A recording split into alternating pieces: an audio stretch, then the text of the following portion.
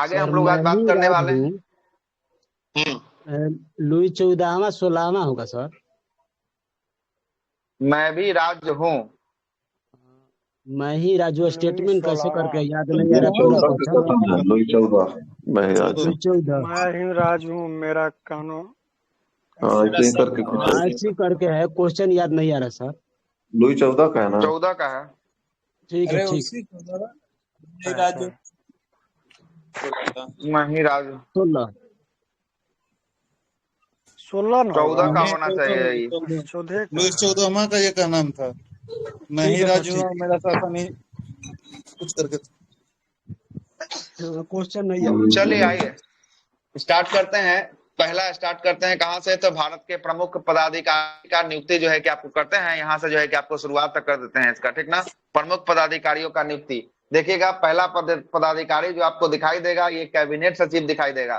Cabinet सचिव जो होता है भारत का सबसे बड़ा अधिकारी जो होता है कैबिनेट सचिव होता है। ये कैबिनेट सचिव वर्तमान में कौन है? कैबिनेट सचिव राजीव गाबा। राजीव गाबा। सही है, राजीव गाबा जो है कि कैबिनेट सचिव है। गृह सचिव की बात करेंगे, गृह सचिव कौन है अभी वर्तमान में? गृह सचिव अजय कुमार भल्ला। अजय कुमार भल्ला। अजय कुमार अजय भल्ला जो है कुमार कि भल्ला। सही है, अजय कुमार भल्ला जो है कि आपको गृह सचिव है। और जबकि बात करेंगे विदेश सचिव कौन है? विनय मोहन क्वात्रा। हर्षवर्धन श्रृंखला हाँ ना सर। विनय मोहन क्वात्रा जो है कि आपको है विदेश सचिव जो है कि विनय मोहन क्वात्रा है। गृह सचिव की बात करेंगे वर्तमान में गृह सचिव कौन है? गृह सचिव भल्ला बड़े। यही तो हो गया, अजय कुमार भल्ला। अजय गृह कुमार सचिव कौन भल्ला हो तो गया? हो अजय गया कुमार सर। भल्ला हो गया। रक्षा सचिव की बात करेंगे, रक्षा सचिव कौन है वर्तमान में? रक्षा सचिव गिरधर अरमाने। गिरधर अरमाने को जो है कि आपको रक्षा सचिव बनाया गया है। किसको? गिरधर अरमाने को रक्षा सचिव जो है कि आपको बनाया गया है। आगे चलते हैं, अगला है वित्त सचिव। वित्त सचिव किसको बनाया गया है? वित्त सचिव टीवी सोमनाथन। टीबी सोमनाथम। सही है, टीबी सोमनाथम को जो है कि वित्त सचिव बनाया गया है। राजस्व सचिव की बात करेंगे, राजस्व सचिव किसको बनाया गया? राजस्व सचिव संजय मल्होत्रा। संजय मल्होत्रा को जो है कि आपको राजस्व सचिव बनाया गया है। संजय मल्होत्रा को बनाया गया। और वाणिज्य सचिव की बात करेंगे, वाणिज्य सचिव किसको बनाया गया है? सुशील वर्धवाल। हाँ, सुशील वर्धवाल को जो है कि आपको बनाया गया है वाणिज्य सचिव। कौन सा? वाणिज्य सचिव जो है कि आपको सुशील वर्धवाल को जो है कि आपको बनाया गया है। नियंत्रक महालेखा परीक्षक सीएजी कैग का कौन है वर्तमान में? कैग हाँ, गिरीश चंद्र मुर्मू जो है वर्तमान में कैग है। कैमे नंबर के कैग है वर्तमान में? गिरीश चंद्र मुर्मू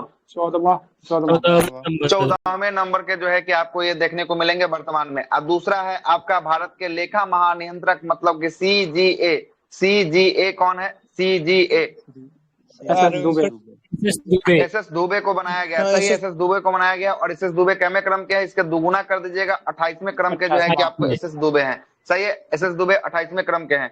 आगे आते हैं भारत के मुख्य सांख्यिकीविद। भारत के मुख्य सांख्यिकीविद कौन है? जेपी सामंत। जेपी सामंत जो है कि भारत के मुख्य सांख्यिकीविद की बात करेंगे, ये आपका जेपी सामंत है। अटॉर्नी जनरल ऑफ इंडिया कौन है वर्तमान में? Attorney general of India R Venkat Ramani. R Venkat Ramani जो है कि आपको attorney general of India R Venkat Ramani है। ये 16वें नंबर के जो है कि आपको अटॉर्नी जनरल ऑफ इंडिया है। अब 15वें नंबर के कौन थे? 15वें नंबर के थे के वेणुगोपाल। हाँ, के वेणुगोपाल जो है कि आपको 15वें नंबर के थे। अगला प्रश्न है सॉलिसिटर जनरल ऑफ इंडिया कौन है वर्तमान में? Solicitor general of India Tushar Mehta जो है कि आपको सॉलिसिटर जनरल ऑफ इंडिया की बात करेंगे, ये तुषार मेहता है। अगला है कि उच्च न्यायालय, उच्चतम न्यायालय, उच्चतम न्यायालय मतलब सुप्रीम कोर्ट, एससी के सुप्रीम कोर्ट के मुख्य न्यायाधीश की बात करेंगे, ये कौन है सुप्रीम कोर्ट के मुख्य न्यायाधीश? DY Chandrachud 50 number. सही है, डीवाई चंद्रचूड़ जो है कि आपको 50वें नंबर के हैं। उसके बाद जो है कि यू ललित जो है कि उदय उमेश ललित जो थे वो 49वें नंबर के थे। वर्तमान में बात करेंगे 50वें नंबर के डीवाई चंद्रचूड़ हैं। अगला बात करते हैं भारत के लेखापाल के अध्यक्ष कौन है? लेखापाल के अध्यक्ष प्रदीप कुमार मोहंती। हाँ, प्रदीप कुमार मोहंती। न्यायमूर्ति प्रदीप कुमार मोहंती जो है कि भारत के लेखापाल के जो है कि आपको अध्यक्ष है। सीडीएस कौन है? Second chief of the defence staff कौन है?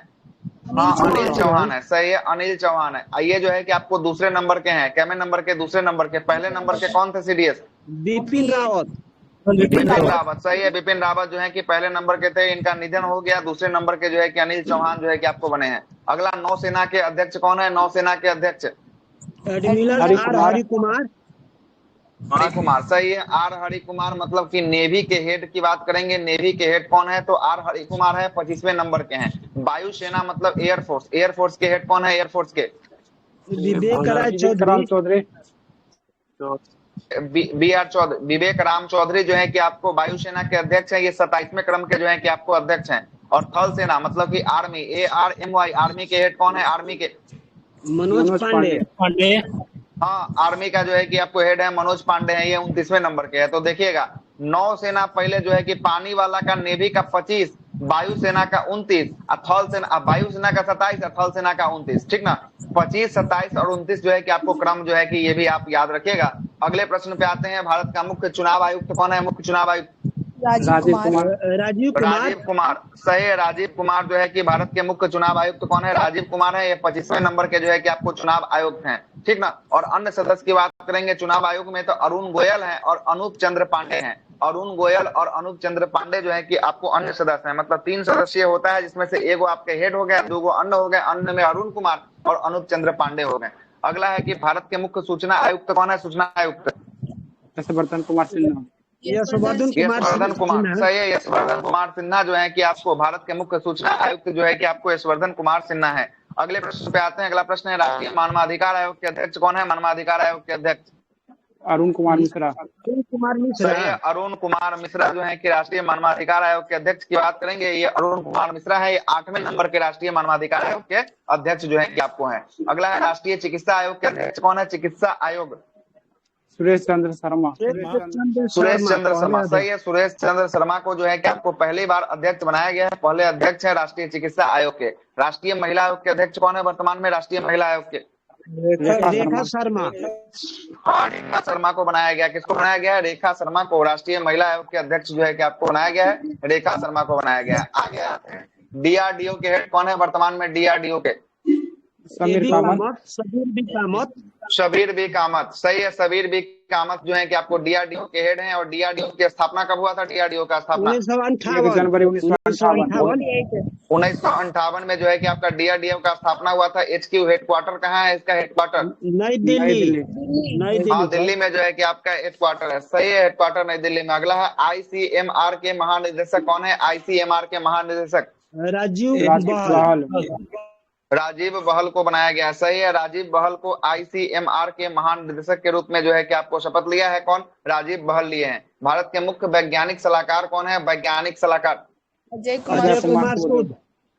अजय कुमार सूद जो है कि भारत के मुख्य वैज्ञानिक सलाहकार की बात करेंगे, ये कौन है? अजय कुमार सूद है। भारत के मुख्य आर्थिक सलाहकार की बात करेंगे, आर्थिक सलाहकार कौन है? अनंत नागेश्वरन जो है कि भारत के मुख्य आर्थिक सलाहकार अनंत नागेश्वरन है। अगला प्रश्न है भारतीय राष्ट्रीय सुरक्षा सलाहकार कौन है? राष्ट्रीय सुरक्षा सलाहकार अजीत डोभाल। हाँ, अजीत डोभाल साहब जो है कि आपको भारत के राष्ट्रीय सुरक्षा सलाहकार बने हैं, अजीत डोभाल। अगला प्रश्न पे आते हैं। अगला प्रश्न NIA, NIA के हेड कौन है? NIA के प्रमुख कौन है? दिनकर गुप्ता। हाँ, ये दिनकर गुप्ता जो है कि आपको NIA के प्रमुख है। CBI के हेड कौन है? CBI के हेड प्रवीण सूद। हाँ, प्रवीण सूद को CBI का हेड बनाया गया है। और IB इंटेलिजेंस ब्यूरो का हेड कौन बने हैं? इंटेलिजेंस ब्यूरो IB के तपन कुमार डेका को बनाया गया है। और रॉ का जो है कि हेड किसे बनाया गया है? रॉ का हेड रवि सिन्हा को जो है कि आपको रॉ का हेड बनाया गया है। किसको? रवि सिन्हा को रॉ का हेड बना दिया गया हुआ है। अगले प्रश्न पे आते हैं। अगला प्रश्न है भारतीय रिजर्व बैंक मतलब कि RBI का जो है कि आपको हेड कौन है? गवर्नर कौन है? शक्तिकांत दास सही है। शक्तिकांत दास जो है कि RBI के हेड हैं। अगला बात करेंगे RBI के उप गवर्नर में आपको देखने को मिलेगा स्वामीनाथन जानकी रमन। किसका? स्वामीनाथन जानकी रमन का नाम देखने को मिलेगा। TR शंकर का नाम देखने को मिलेगा। M राजेश्वर राव का नाम देखने को मिलेगा। और माइकल देवव्रत पात्रा का नाम देखने को मिलेगा। मतलब 1 2 3 4 आपको अन्य है और 1 आपका मुख्य है, मतलब कि 5 आपको। 4 वो अन्य में फिर से नाम सुन लीजिएगा एक बार। स्वामीनाथन जानकी रमन, दूसरा TR शंकर, तीसरा M राजेश्वर राव, चौथा माइकल देवव्रत पात्रा। ये आपका 4 उप गवर्नर हो जाएंगे। और 1 गवर्नर जो मेन हो जाएंगे ये शक्तिकांत दास हो जाएंगे। और शक्तिकांत दास कैमे नंबर के? 25वें नंबर पे। 25वें नंबर के जो है कि आपको शक्तिकांत दास हो जाएंगे। अगला है कि आरबीआई का मुख्य जो है कि वित्तीय अधिकारी कौन बने हैं? आरबीआई का मुख्य वित्तीय अधिकारी सुधा बालकृष्णन। सुधा बालकृष्णन बने हैं। सही है, सुधा बालकृष्णन को आरबीआई का मुख्य वित्तीय अधिकारी जो है कि आपको चुना गया है, सुधा बालकृष्णन को। अगला है भारतीय स्टेट बैंक मतलब एसबीआई के अध्यक्ष कौन है? एसबीआई के दिनेश कुमार खारा। दिनेश कुमार खाड़ा को जो है कि आपको एसबीआई का अध्यक्ष जो है कि आपको बनाया गया है। रेलवे बोर्ड के सीईओ और अध्यक्ष कौन बने हैं? रेलवे बोर्ड के नया चेंज हुई है, ये याद रखिएगा। जया शर्मा। जया वर्मा सिन्हा को जो है कि बनाया गया है। जया वर्मा सिन्हा, जया वर्मा, हाँ सही तो है, जया वर्मा सिन्हा को जो, हाँ वो बदल चुके हैं। जया वर्मा सिन्हा बनी है नया, और ये पहली महिला अध्यक्ष बनी है। कौन बनी है? पहली महिला अध्यक्ष जो है कि आपको बनी है। अगले प्रश्न पे आते हैं। अगला प्रश्न है भारतीय विशिष्ट पहचान प्राधिकरण उदय के सीईओ कौन है? उदय अमित अग्रवाल को बनाया गया है। सही है, अमित अग्रवाल को जो है कि आपको बनाया गया। अगला संसद टीवी का सीईओ किसे बनाया गया है? संसद टीवी का सीईओ उत्पल कुमार सिंह।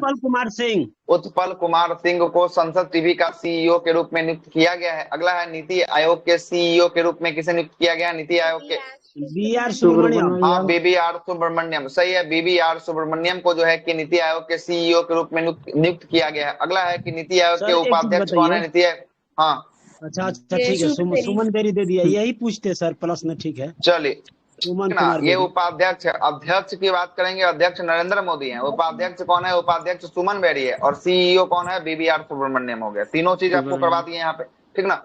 अगला प्रश्न पे आते हैं। अगला प्रश्न, लोकसभा के विपक्ष का नेता कौन है? लोकसभा में विपक्ष का नेता अधीर रंजन चौधरी। अधीर रंजन चौधरी। सही है, अधीर रंजन चौधरी जो है कि आपको लोकसभा में विपक्ष के नेता कौन है? अधीर रंजन चौधरी है। अगले प्रश्न पे आते हैं। अगला प्रश्न बताइएगा, राज्यसभा में सदन का नेता कौन है? राज्यसभा में सदन का नेता पीयूष गोयल।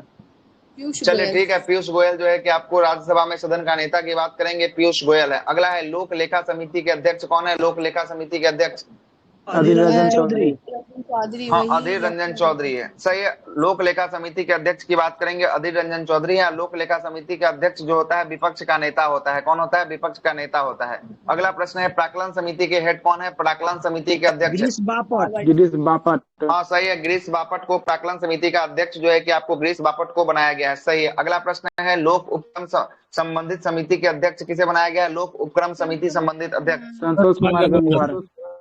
संतोष कुमार गंगवार को। सही है, संतोष कुमार गंगवार को जो है कि आपको बनाया गया है। अगले प्रश्न पे आते हैं। अगला प्रश्न है, भारत के राष्ट्रपति कैमे क्रम के भी राष्ट्रपति हैं भारत में? 15वें क्रम के जो है कि आपको राष्ट्रपति हैं, जिनका नाम क्या है? द्रौपदी मुर्मू। द्रौपदी मुर्मू। सही है, द्रौपदी मुर्मू किस राज्य से संबंधित है? द्रौपदी मुर्मू उड़ीसा से। चलिए, उड़ीसा से संबंधित है। ये भारत की दूसरी महिला राष्ट्रपति है। तो पहली महिला राष्ट्रपति कौन? श्रीमती प्रतिभा सिंह पाटिल। प्रतिभा देवी सिंह पाटिल जो है कि आपको पहली है। ये दूसरी महिला जो है कि राष्ट्रपति द्रौपदी मुर्मू है। लेकिन पहली आदिवासी महिला राष्ट्रपति कौन है? पहली आदिवासी महिला राष्ट्रपति द्रौपदी मुर्मू। चलिए, द्रौपदी मुर्मू राइट आंसर है। सही है, द्रौपदी मुर्मू जो है कि राइट आंसर है। इन में जो यूपीए का कैंडिडेट खड़ा था, जिनका नाम क्या था? यूपीए से कैंडिडेट जो खड़ा था विपक्ष में, यशवंत सिन्हा। सही है, यशवंत सिन्हा जो है कि इनके विपक्ष में खड़े थे। जो कौन खड़े थे? तो यशवंत सिन्हा खड़े थे। भारत के उपराष्ट्रपति की बात करेंगे। भारत के उपराष्ट्रपति कैमे क्रम के? 14 नंबर के सर के हैं। कैमे क्रम के 14वें क्रम के कौन है? तब जगदीप धनखड़ हो जाएंगे। जगदीप धनखड़ का संबंध किस राज्य से है? राजस्थान से। सही है, राजस्थान से है। ठीक है, राजस्थान से संबंधित है। अगला बताइएगा, इनके विपक्ष में यूपीए कैंडिडेट कौन था? यूपीए कैंडिडेट मार्गरेट अल्वा को जो है खड़ा किया गया था। सही है, मार्गरेट अल्वा को जो है कि आपको खड़ा किया गया था। अगले प्रश्न पे आते हैं। अगला प्रश्न है, लोकसभा के अध्यक्ष कौन है? लोकसभा के अध्यक्ष ओम बिरला कैमे लोकसभा के अध्यक्ष हैं? ओम बिरला 17वें लोकसभा के अध्यक्ष है। ये कहाँ से जीत के आते हैं? ओम बिरला इनका कोटा क्षेत्र। सही है, कोटा क्षेत्र राजस्थान से जो है कि आपको जीत के आते हैं। सही है, राजस्थान कोटा क्षेत्र से जो है कि आपको जीत के आते हैं। अगले प्रश्न पे आते हैं। राज्यसभा के अध्यक्ष और सभापति कौन है? राज्यसभा के अध्यक्ष और सभापति जगदीप धनखड़। हाँ, ये जो है कि आपको कौन है? जगदीप धनखड़ हो जाएंगे। कौन हो जाएंगे? जगदीप धनखड़ हो जाएंगे। राज्यसभा के अध्यक्ष हैं और ये सभापति हैं, ठीक है। और ये जगदीप धनखड़ जो है कि भारत के उपराष्ट्रपति भी हैं, इस बात को भी याद रखिएगा। अगले प्रश्न पे आते हैं, राज्यसभा के उपसभापति कौन है? राज्यसभा के उपसभापति हरिवंश नारायण सिंह। हरिवंश नारायण सिंह, सही है। हरिवंश नारायण सिंह को राज्यसभा के उपसभापति के रूप में चयन किया गया है। अगला है, राज्यसभा के महासचिव के रूप में किनका चयन हुआ है? राज्यसभा के महासचिव प्रमोद चंद्र मोदी। प्रमोद चंद्र मोदी, मतलब इन्हीं को कहते हैं पीसी मोदी कहा जाता है। क्या कहा जाता है? पीसी मोदी कहा जाता है। ये जो है कि आपको 13वें क्रम के हैं। कैवें क्रम के? 13वें क्रम के हैं। लोकसभा के महासचिव कौन है? लोकसभा के महासचिव उत्पल कुमार सिंह। उत्पल कुमार सिंह को लोकसभा के महासचिव जो है कि आपको बनाया गया है। उत्पल कुमार सिंह को बनाया गया है। अच्छा, याद छूट गया था कुछ, चलेगा। अगला है कि आपको केंद्रीय सतर्कता आयुक्त सीबीसी के अध्यक्ष किसे बनाया गया? सीबीसी प्रवीण कुमार श्रीवास्तव। प्रवीण कुमार श्रीवास्तव, सही है। प्रवीण कुमार श्रीवास्तव को बनाया गया है। कैमे क्रम के हैं ये प्रवीण कुमार श्रीवास्तव? 19वें क्रम के, सही है। 19वें क्रम का जो है कि आपको ये प्रवीण कुमार श्रीवास्तव है। अगला है, भारतीय प्रतिस्पर्धा आयोग सीसीआई के अध्यक्ष कौन है? रवनीत कौर। रवनीत कौर को बनाया गया। किनको बनाया गया? रवनीत कौर को बनाया गया। अगला है, 15वें वित्त आयोग के अध्यक्ष कौन है? 15वें वित्त आयोग एनके सिंह। एनके सिंह। 15वां वित्त आयोग का सेशन कब से लेके कब तक है? 23 से 24 नहीं, 2020 से लेके 2025 तक जो है कि आपका 15वें वित्त आयोग का सेशन है। अगला प्रश्न है कि 21वें विधि आयोग का अध्यक्ष कौन है? 21वें विधि आयोग के अध्यक्ष बलबीर सिंह चौहान को बनाया गया, सही है। बलबीर सिंह चौहान। अगला प्रश्न है कि 22वें विधि आयोग के अध्यक्ष के रूप में किसे चुना गया है? 22वां विधि आयोग के अध्यक्ष ऋतुराज अवस्थी को चुना गया, सही है। ऋतुराज अवस्थी को चुना गया है। अगला है कि विक्रम साराभाई अंतरिक्ष केंद्र के निर्देशक कौन है? विक्रम साराभाई अंतरिक्ष केंद्र के उन्नी कृष्णन नैयर, सही है, सही है। उन्नी कृष्णन नायर को जो है कि आपको बनाया गया। और इसरो के हेड कौन है वर्तमान में? इसरो के हेड एस सोमनाथ। और इसरो के वर्तमान के हेड जो है कि ये 10वें क्रम के हैं, एस सोमनाथ। अगले टॉपिक में आते हैं। अगला टॉपिक है राष्ट्रीय नियुक्ति। अब क्या क्या राष्ट्रीय नियुक्ति हुआ है इसको भी जरा देख लीजिएगा। राष्ट्रीय नियुक्ति, चलिएगा। प्रश्न है भारतीय फिल्म एंड टेलीविजन संस्थान के अध्यक्ष किसे चुना गया है? भारतीय फिल्म एंड टेलीविजन संस्थान के अध्यक्ष आर माधवन को चुना गया है, सही है। आर माधवन को चुना गया। अगला है प्रेस इंफॉर्मेशन ब्यूरो मतलब पीबीआई के प्रमुख कौन है? पीबीआई मनीष देसाई। मनीष देसाई, सही है। मनीष देसाई को पीबीआई के प्रमुख जो है कि आपको चुना गया है। अगला है पावर फाइनेंस कॉर्पोरेशन की पहली महिला प्रमुख कौन बनी है? पावर फाइनेंस कॉर्पोरेशन की परमिंदर चोपड़ा। हाँ, परमिंदर चोपड़ा। और पावर फाइनेंस जो ये देख रहे हैं ये भारत के महारत्न कंपनी में से शामिल है। पावर फाइनेंस, याद रखिएगा इस बात को भी कि ये भारत की महारत्न कंपनी है। अगले प्रश्न पे आते हैं। अगला प्रश्न बताइएगा, भारतीय जीवन बीमा निगम मतलब एलआईसी के प्रबंधक निर्देशक कौन है? एलआईसी के प्रबंधक निर्देशक आर दोराई स्वामी है। कौन है? आर दोराई स्वामी को जो है कि आपको बनाया गया है। आर दोराई स्वामी एलआईसी के प्रबंधक निर्देशक जो है कि आपको बने हैं। चलिएगा अगले प्रश्न पे आते हैं। राष्ट्रीय हरित न्यायाधिकरण मतलब एनजीटी, एनजीटी इसको कहते हैं। एनजीटी के अध्यक्ष कौन है? एनजीटी के अध्यक्ष प्रकाश श्रीवास्तव अग्रवाल। हाँ, न्यायमूर्ति प्रकाश श्रीवास्तव को जो है कि आपको राष्ट्रीय हरित न्यायाधिकरण के अध्यक्ष जो है कि आपको चुना गया है। अगला है सीबीएसई। सीबीएसई के अध्यक्ष कौन है? सीबीएसई, हाँ बोलिए। बोल रहे हैं ना सर कि मतलब एलआईसी का हेडक्वार्टर मुंबई है कि दिल्ली? एलआईसी का हेडक्वार्टर मुंबई में है। एलआईसी का हेडक्वार्टर मुंबई में एलआईसी का हेडक्वार्टर, ठीक है। चलिएगा, सीबीएसई के हेड कौन है? सीबीएसई जो पढ़ाई वाला होता है, अंग्रेजी स्कूल, सही है। कौन है? क्या है? सीबीआईसी है ये। सीबीआईसी है, सॉरी सीबीएसई नहीं है, सीबीआईसी है, ठीक है। सीबीआईसी है, ठीक ना। सीबीआईसी के जो है कि आपको अध्यक्ष कौन है? संजय कुमार अग्रवाल है, ठीक ना। संजय कुमार अग्रवाल जो है कि आपको है, ठीक ना। बास्केटबॉल फेडरेशन ऑफ इंडिया के हेड कौन है या अध्यक्ष कौन है? बास्केटबॉल फेडरेशन ऑफ इंडिया के हेड माधव अर्जुन को बनाया गया है, सही है। माधव अर्जुन। कोल इंडिया लिमिटेड भारत की महारत्न कंपनी है। इसके अध्यक्ष और एमडी प्रबंधक निर्देशक कौन है? पीएम प्रसाद को चुना गया है। किनको? पीएम प्रसाद को चुना गया है। बैंक ऑफ बड़ौदा का एमडी और सीईओ किसे बनाया गया है? बैंक ऑफ बड़ौदा का, हाँ, देवदत्त चंद्र को बनाया गया, सही है, देवदत्त चंद्र को बनाया गया। अगला है कि भारतीय महिला महिला वॉलीबॉल टीम के कोच किसे बनाया गया? भारतीय महिला वॉलीबॉल टीम के कोच रविंद्र रविंद्र बासु। बास्टू। हाँ, रविंद्र बास्टू को जो है कि आपको बनाया गया। अगला है कि महाराष्ट्र के उप मुख्यमंत्री कौन है? महाराष्ट्र के उप मुख्यमंत्री अजीत पवार। अजीत पवार अजीत पवार है। तो महाराष्ट्र के सीएम कौन है फिर बताइए? एकनाथ शिंदे हाँ, एकनाथ शिंदे, सही है, बहुत बेहतरीन, एकनाथ शिंदे हैं। अगला है राष्ट्रीय साइबर सुरक्षा समन्वयक के जो है कि आपको निर्देशक किसे बनाया गया? राष्ट्रीय सुरक्षा समन्वयक MU के नायर। निर्देशक MU नायर को बनाया गया, सही है, MU नायर को बनाया गया। अगला प्रश्न है कि एसबीआई के मुख्य वित्तीय अधिकारी कौन बनी है? एसबीआई के कामेश्वर राव कोडामंती हाँ, कामेश्वर राव कोदावती को बनाया गया। अगला है कि भारतीय क्रिकेट टीम के चयन समिति के अध्यक्ष किसे बनाया गया है? चयन समिति के अध्यक्ष अजीत अग्रवाल। हाँ, अजीत अगरकर। जो चयन समिति है जिसमें टीम का सिलेक्शन होता है उसका हेड जो बने हैं अजीत अगरकर जो है कि आपको बने हैं। अगला है भारतीय तटरक्षक बल के महानिदेशक किसे बनाया गया? तटरक्षक बल राकेश पाल को बनाया गया, सही है, राकेश पाल को बनाया गया। रेलवे सुरक्षा बल के महानिदेशक आरपीएफ के कौन बने हैं?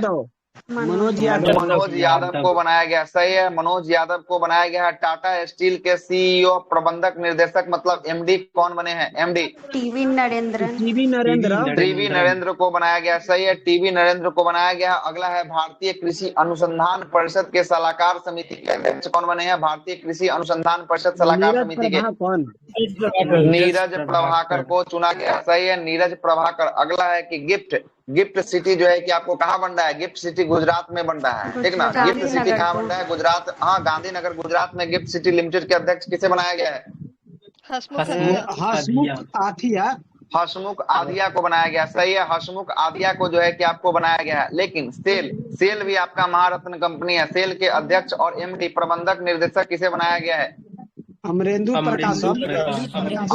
प्रकाश को बनाया गया, सही है, अमरेंदु प्रकाश को बनाया गया है। द हिंदू ग्रुप के अध्यक्ष किसे बनाया गया? हिंदू ग्रुप के निर्मला लक्ष्मण। हाँ, निर्मला लक्ष्मण को बनाया गया, सही है, निर्मला लक्ष्मण इसका राइट आंसर हो जाएगा। अगला है भारतीय भूवैज्ञानिक सर्वेक्षण के महानिदेशक किसे बनाया गया है? भारतीय भूवैज्ञानिक सर्वेक्षण के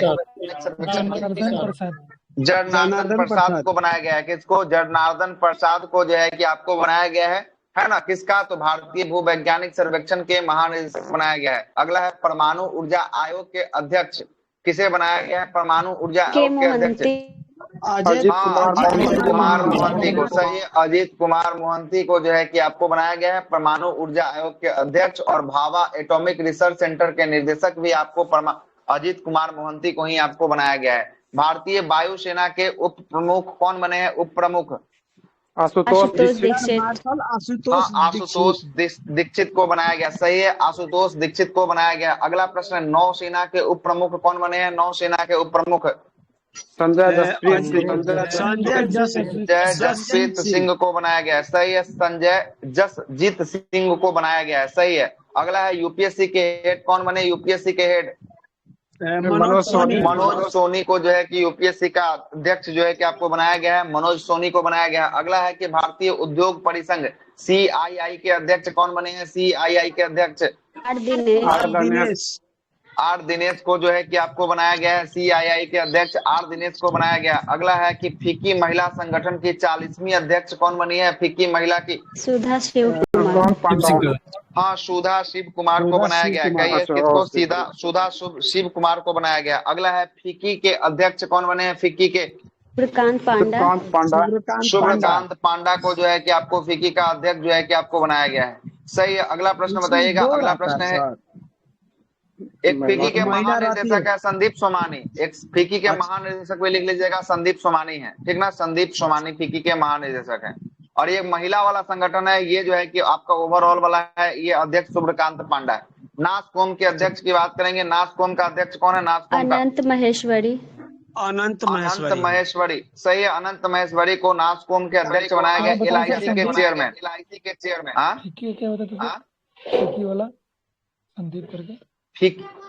फीकी के क्या बोले? महानिदेशक बोले सुमेत सुमेत सुमानी क्या बोले सर? संदीप सुमानी, संदीप सुमानी, संदीप सुमानी, संदीप सुमानी, तो संदीप सुमानी BPSC के अध्यक्ष महानिदेशक कौन है। है सर? देख लीजिए, बहुत फेमस आदमी है। बताइए आप ही लोग कौन है बीपीएससी अध्यक्ष? अतुल प्रसाद, ठीक ना, अतुल प्रसाद है, ठीक ना, याद रखिएगा। फेमस आदमी है एकदम, बीपीएससी को एकदम टाइम पे ले आए हैं अतुल प्रसाद, ठीक ना। चलिएगा अगले प्रश्न पे आते हैं। अगला प्रश्न, नाबार्ड के अध्यक्ष कौन है? नाबार्ड के अध्यक्ष साजी के भी, साजी के भी, साजी के भी, सही है। साजी के भी जो है कि आपको नाबार्ड के अध्यक्ष की बात करेंगे, ये कौन है? साजी के भी है। अगला है कि ओएनजीसी, ओएनजीसी भी आपको महारत्न कंपनी है ओएनजीसी, इसके हेड कौन है ओएनजीसी के? अरुण कुमार सिंह। कौन? अरुण कुमार सिंह है। कौन है? अरुण कुमार सिंह जो है कि ओएनजीसी के आपको अध्यक्ष है। नीति आयोग के पूर्णकालिक सदस्य कौन है? नीति आयोग के पूर्णकालिक सदस्य अरविंद परगड़िया, अरविंद बिरमानी, अरविंद जो है कि बिरमानी है। कौन है? अरविंद बिरमानी। कौन है? अरविंद बिरमानी जो है कि आपको नीति आयोग के पूर्णकालिक सदस्य की बात करेंगे, अरविंद बिरमानी है। अगले प्रश्न पे आते हैं। अगला प्रश्न है कि नए उपराष्ट्रीय सुरक्षा सलाहकार किसे बनाया गया? राष्ट्रीय सुरक्षा सलाहकार पंकज कुमार सिंह, पंकज कुमार पंकज कुमार सिंह, सही है। पंकज कुमार सिंह इससे पहले जो है कि बीएसएफ में जो है कि आपके हेड थे पंकज कुमार सिंह, इनको जो है कि नए उप राष्ट्रीय सुरक्षा सलाहकार बनाया गया है। तो अभी हम आपको बताएं हैं कि राष्ट्रीय सुरक्षा सलाहकार कौन है? राष्ट्रीय सुरक्षा सलाहकार अजीत डोभाल, हाँ, सही है। अजीत डोभाल जो है कि आपको राष्ट्रीय सुरक्षा सलाहकार देखने को मिलेंगे, सही है। IOA की जो है कि एथलीट कमेटी के अध्यक्ष कौन बनी है? इंटरनेशनल मैरी कॉम बनी है, सही है। मैरी कॉम को चुना गया। अगला प्रश्न है कि यूनिसेफ इंडिया के राष्ट्रीय राजदूत किसे बनाया गया है? यूनिसेफ इंडिया आयुष्मान खुराना, आयुष्मान खुराना, सही है। आयुष्मान खुराना को बनाया गया है। अगले प्रश्न पे आते हैं। अगला प्रश्न है, राष्ट्रीय सांख्यिकी आयोग के अध्यक्ष कौन बने हैं? राष्ट्रीय सांख्यिकी आयोग के अध्यक्ष लक्ष्मण करिंदकर, कौन है? राजीव लक्ष्मण कलिंदेकर को बनाया गया है, सही है। राजीव लक्ष्मण कलिंदेकर को जो है कि आपको बनाया गया। अगला है, राष्ट्रीय पिछड़ा वर्ग आयोग के अध्यक्ष कौन बने हैं? पिछड़ा जाति वर्ग आयोग के अध्यक्ष हंसराज गंगाराम अहिर को बनाया गया है, सही है। हंसराज गंगाराम अहिर को जो है कि आपको बनाया गया है राष्ट्रीय पिछड़ा जाति आयोग के अध्यक्ष जो है कि आपको बनाया गया है। अगले प्रश्न पे आते हैं। अगला प्रश्न सुनिएगा। अगला प्रश्न क्या है? आते हैं अगले प्रश्न पे। अगला प्रश्न यहाँ, ठीक। अगला प्रश्न है कि कांग्रेस के अध्यक्ष कौन है? वर्तमान में कांग्रेस के अध्यक्ष मल्लिकार्जुन खड़गे, सही है। मल्लिकार्जुन खड़गे को कांग्रेस का अध्यक्ष जो है कि आपको चुना गया है, मल्लिकार्जुन खड़गे को। अगला है, बीसीसीआई के अध्यक्ष कौन है? बीसीसीआई के अध्यक्ष रोजर बिन्नी को बीसीसीआई का अध्यक्ष जो है कि आपको चुना गया है, रोजर बिन्नी को चुना गया। अगला है, अखिल भारतीय फुटबॉल महासंघ के अध्यक्ष किसे चुना गया? अखिल भारतीय फुटबॉल महासंघ कल्याण चौबे को चुना गया।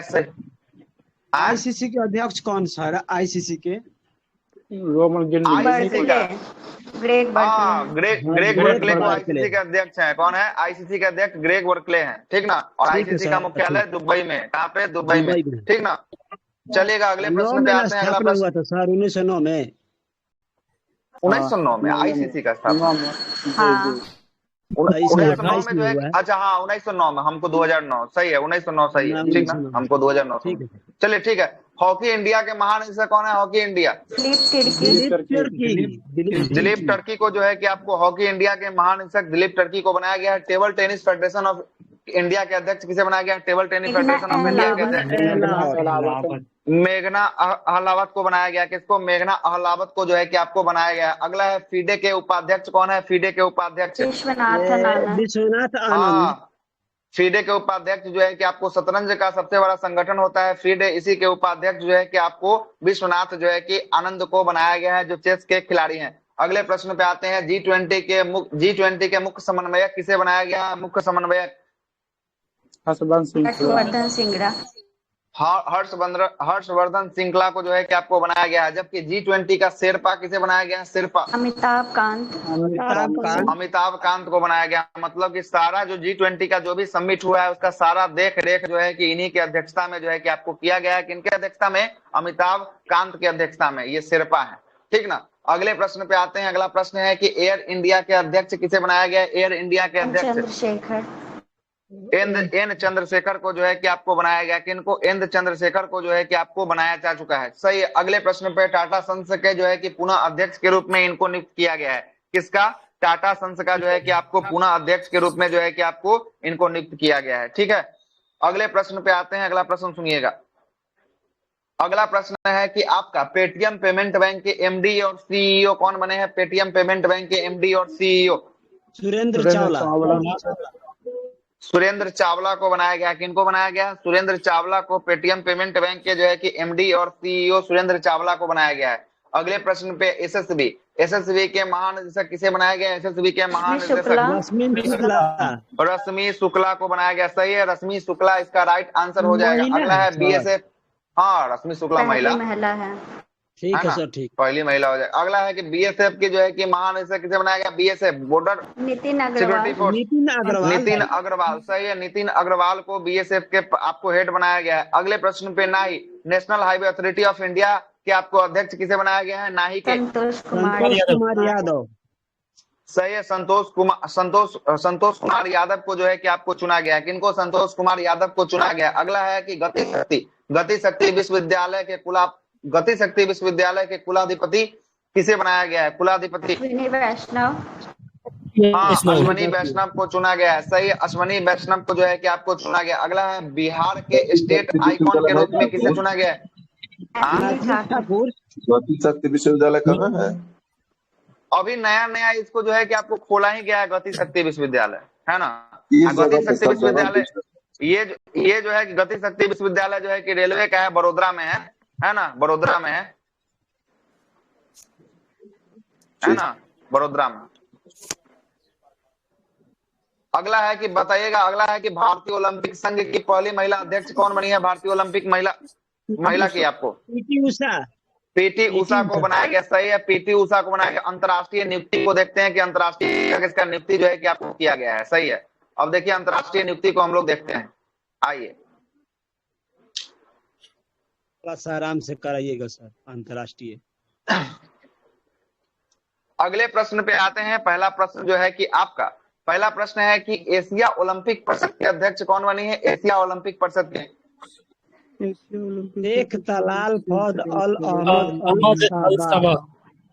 हाँ सही है, शेख बड़ा नाम रखा है तलाल फतह अल अहमद अल सबाब जो है कि आपको बनी है। किसकी बनी है? तो ये बनी है आपको एशिया ओलंपिक परिषद की अध्यक्ष जो है कि आपको चुनी गई है। किसकी? एशिया ओलंपिक परिषद की। अगला है अमेरिका की पहली मुस्लिम महिला जो है कि आपको संघीय जज कौन बनी है? संघीय जज नुसरत चौधरी को जो है कि आपको बनाया गया है। किनको? नुसरत चौधरी को बनाया गया है।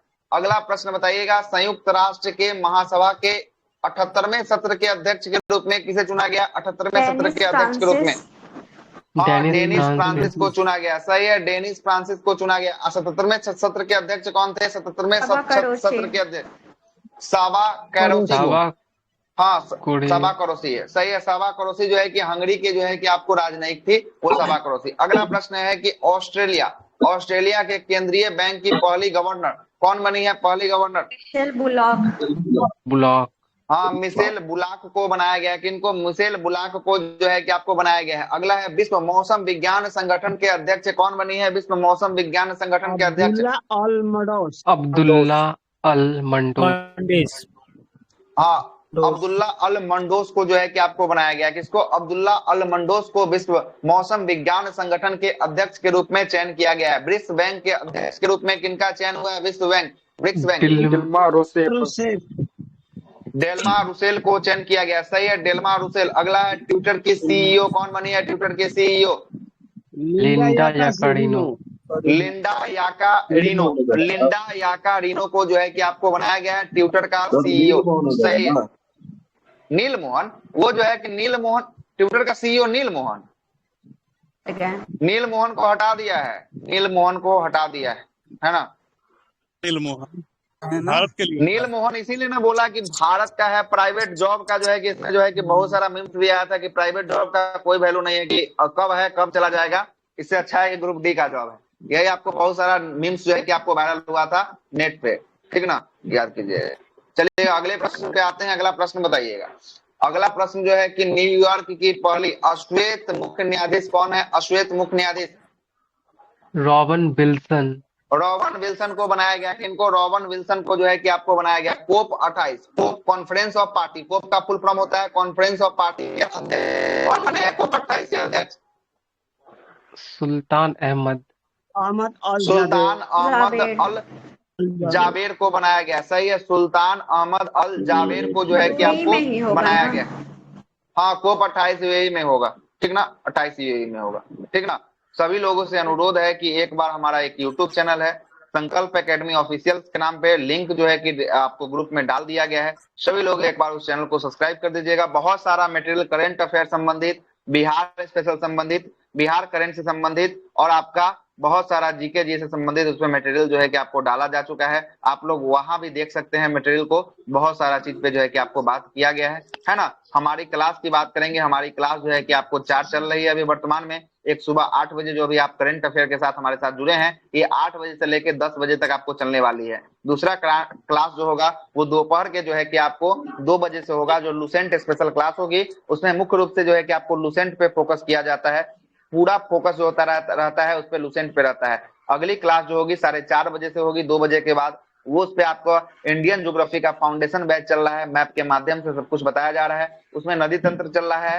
आज उसमें जो है कि ब्रह्मपुत्र नदी तंत्र को हम लोग देखेंगे। और अगला क्लास जो होता है साइंस स्पेशल, रात्रि 8 बजे जो है कि आपको क्लास होती है। ये 4 क्लास वर्तमान में भी ग्रुप में चल रही है, तो सभी लोग हर एक क्लास में आइए, अच्छा लगेगा। ये करंट अफेयर का क्लास है, ये आपको 10 बजे तक चलेगा। अभी 1.25 घंटा ये क्लास अभी और अभी चलने वाली है। और एक यूट्यूब चैनल है, इसको भी डाल दिया गया है। इसके साथ साथ हमारा एक बिहार दरोगा का पेड बैच भी है। उसमें जिनको भी पेड बैच में आना है वो आ सकते हैं। पेड बैच में जो है कि हम लोग बहुत सारे जो है कि पुस्तक से जो है कि आपको तैयारी करवा रहे हैं। इतना सारा जो है कि आपका पुस्तक है ग्रुप में डाल दे रहे हैं, आप लोग देख लीजिएगा। इतने सारे पुस्तक से जो है कि आपको तैयारी करवाई जा रही है। विशेष सूचना क्लास के अंत में फिर से आपको दिया जाएगा, ठीक ना। आते हैं अगले प्रश्न पे।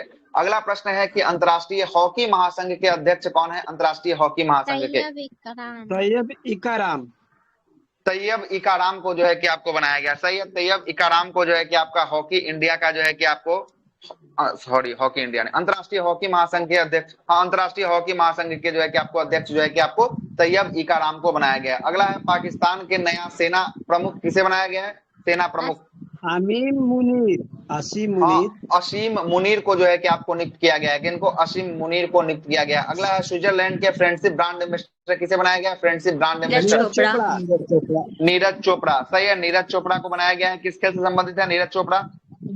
Javelin throw. भाला फेंकते हैं हाँ, सर। जेवलिन थ्रो, इसी को भाला फेंक कहते हैं। सही है। अगला है आईसीसी का अध्यक्ष पुनः किसे नियुक्त किया गया है? आईसीसी का ग्रेग बार्कले, ग्रेग वर्कले को नियुक्त किया गया है। ये न्यूजीलैंड के जो है कि आपको है ग्रेग वर्कले हैं। चलेगा, अगले प्रश्न पे आते हैं। अगला प्रश्न है कि अंतर्राष्ट्रीय संयुक्त राष्ट्र मानवाधिकार आयोग के अध्यक्ष कौन है? संयुक्त राष्ट्र मानवाधिकार आयोग के अध्यक्ष, हाँ, वोल्कर टर्क को नियुक्त किया गया। सही है, वोल्कर टर्क को जो है कि आपको नियुक्त किया गया है। FATF financial action task force के अध्यक्ष किसे बनाया गया है? एफएटीएफ के टी राजा कुमार को बनाया गया। सही है, टी राजा कुमार को बनाया गया। अगला है डब्ल्यूएचओ के महानिदेशक दूसरे कार्यकाल के लिए किसको चुना गया है? डब्ल्यूएचओ के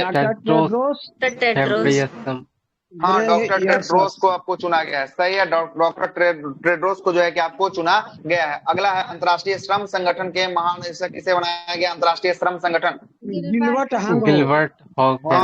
हांगवो को चुना गया। सही है, गिलबर्ट हांगवो को चुना गया। यूनिसेफ की नई प्रमुख कौन बनी है? यूनिसेफ की कैथरीन रसेल को बनाया गया। सही है, कैथरीन रसेल को जो है कि आपको यूनिसेफ की जो है कि आपको हेड किसको बनाया गया है? कैथरीन रसेल को बनाया गया। सही है, अगले पेज पे आते हैं। अगला पेज जो होगा वो देखिए क्या दिया है। अगला पेज जो दिया है, वर्ष 2023 में प्रमुख विश्व के प्रमुख पद और उसमें भारतीय और भारतीय मूल के व्यक्ति जो जो आपको शामिल हुए हैं, इनके बारे में दिया हुआ है। इसको भी जरा देख लीजिएगा। ये आपका न्यू वाला जो इंडिया बुक आया है, जो वार्षिकांक है, उसमें का हमने सेलेक्टेड टॉपिक को निकाला है और उसी सेलेक्टेड टॉपिक को जो है हम करवाना शुरू किए हैं। ये आपका दूसरा क्लास है।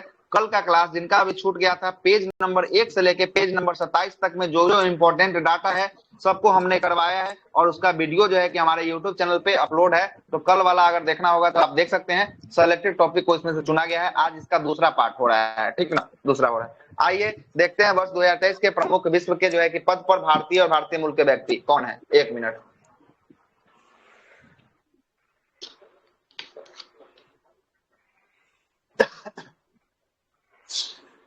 चलिएगा, आते हैं सिंगापुर के राष्ट्रपति। कौन बने हैं सिंगापुर के राष्ट्रपति? षणमुगरत्नम। चलिए, सिंगापुर के राष्ट्रपति भारतीय मूल के हैं, थर्मन शुनमंगरुत्तम को जो है कि आपको बनाया गया है। सही है। अगला है टेस्ला के मुख्य जो है कि वित्तीय अधिकारी या सीएफओ कौन बने हैं? टेस्ला। वैभव तनेजा। वैभव तनेजा। हाँ, वैभव तनेजा, ये भारतीय मूल के हैं। टेस्ला, टेस्ला के जो है कि आपको बने हैं। टेस्ला कौन सी कंपनी है? तो ये इलेक्ट्रिक कार की कंपनी है टेस्ला, है ना। और ये किसकी कंपनी है टेस्ला? Elon Musk. हाँ, एलोन मस्क की जो है कि आपको कंपनी है। सही है, एलोन मस्क की जो है कि आपको कंपनी है। एलोन मस्क की कोई स्पेस कंपनी है जिसका नाम क्या है बताइए? Space x. हाँ, स्पेस एक्स है। सही है, स्पेस एक्स है। ठीक है। अगला प्रश्न है कि अंतर्राष्ट्रीय वित्तीय सेवा केंद्र प्राधिकरण के अध्यक्ष किसे बनाया गया है? राजा रमन। के रामा जो है कि आपको राजन को बनाया गया है। के रामा रमन को जो है कि आपको बनाया गया है। अगले प्रश्न पे आते हैं। अमेरिकी राष्ट्रपति के निर्यात परिषद में नियुक्त हुए हैं। कौन नियुक्त हुए हैं निर्यात परिषद में? शमीना सिंह।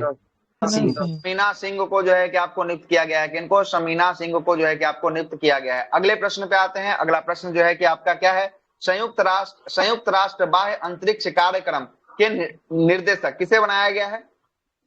आरती हुल्ला मैनी। आरती हुल्ला मैनी को बनाया गया है। नहीं, राष्ट्रपति दो कहाँ होता है? कौन बोला? तो शमीना कहाँ सिंह ये?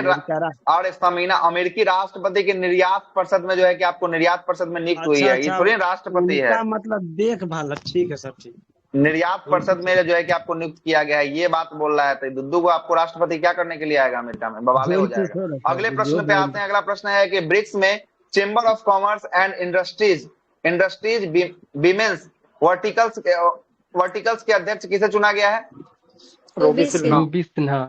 रूबी सिन्हा को जो है कि आपको बनाया गया है। किसको? रूबी सिन्हा को बनाया गया है। पनामा में भारत के पहले राजदूत कौन बने हैं? पनामा में सुमित सेठ।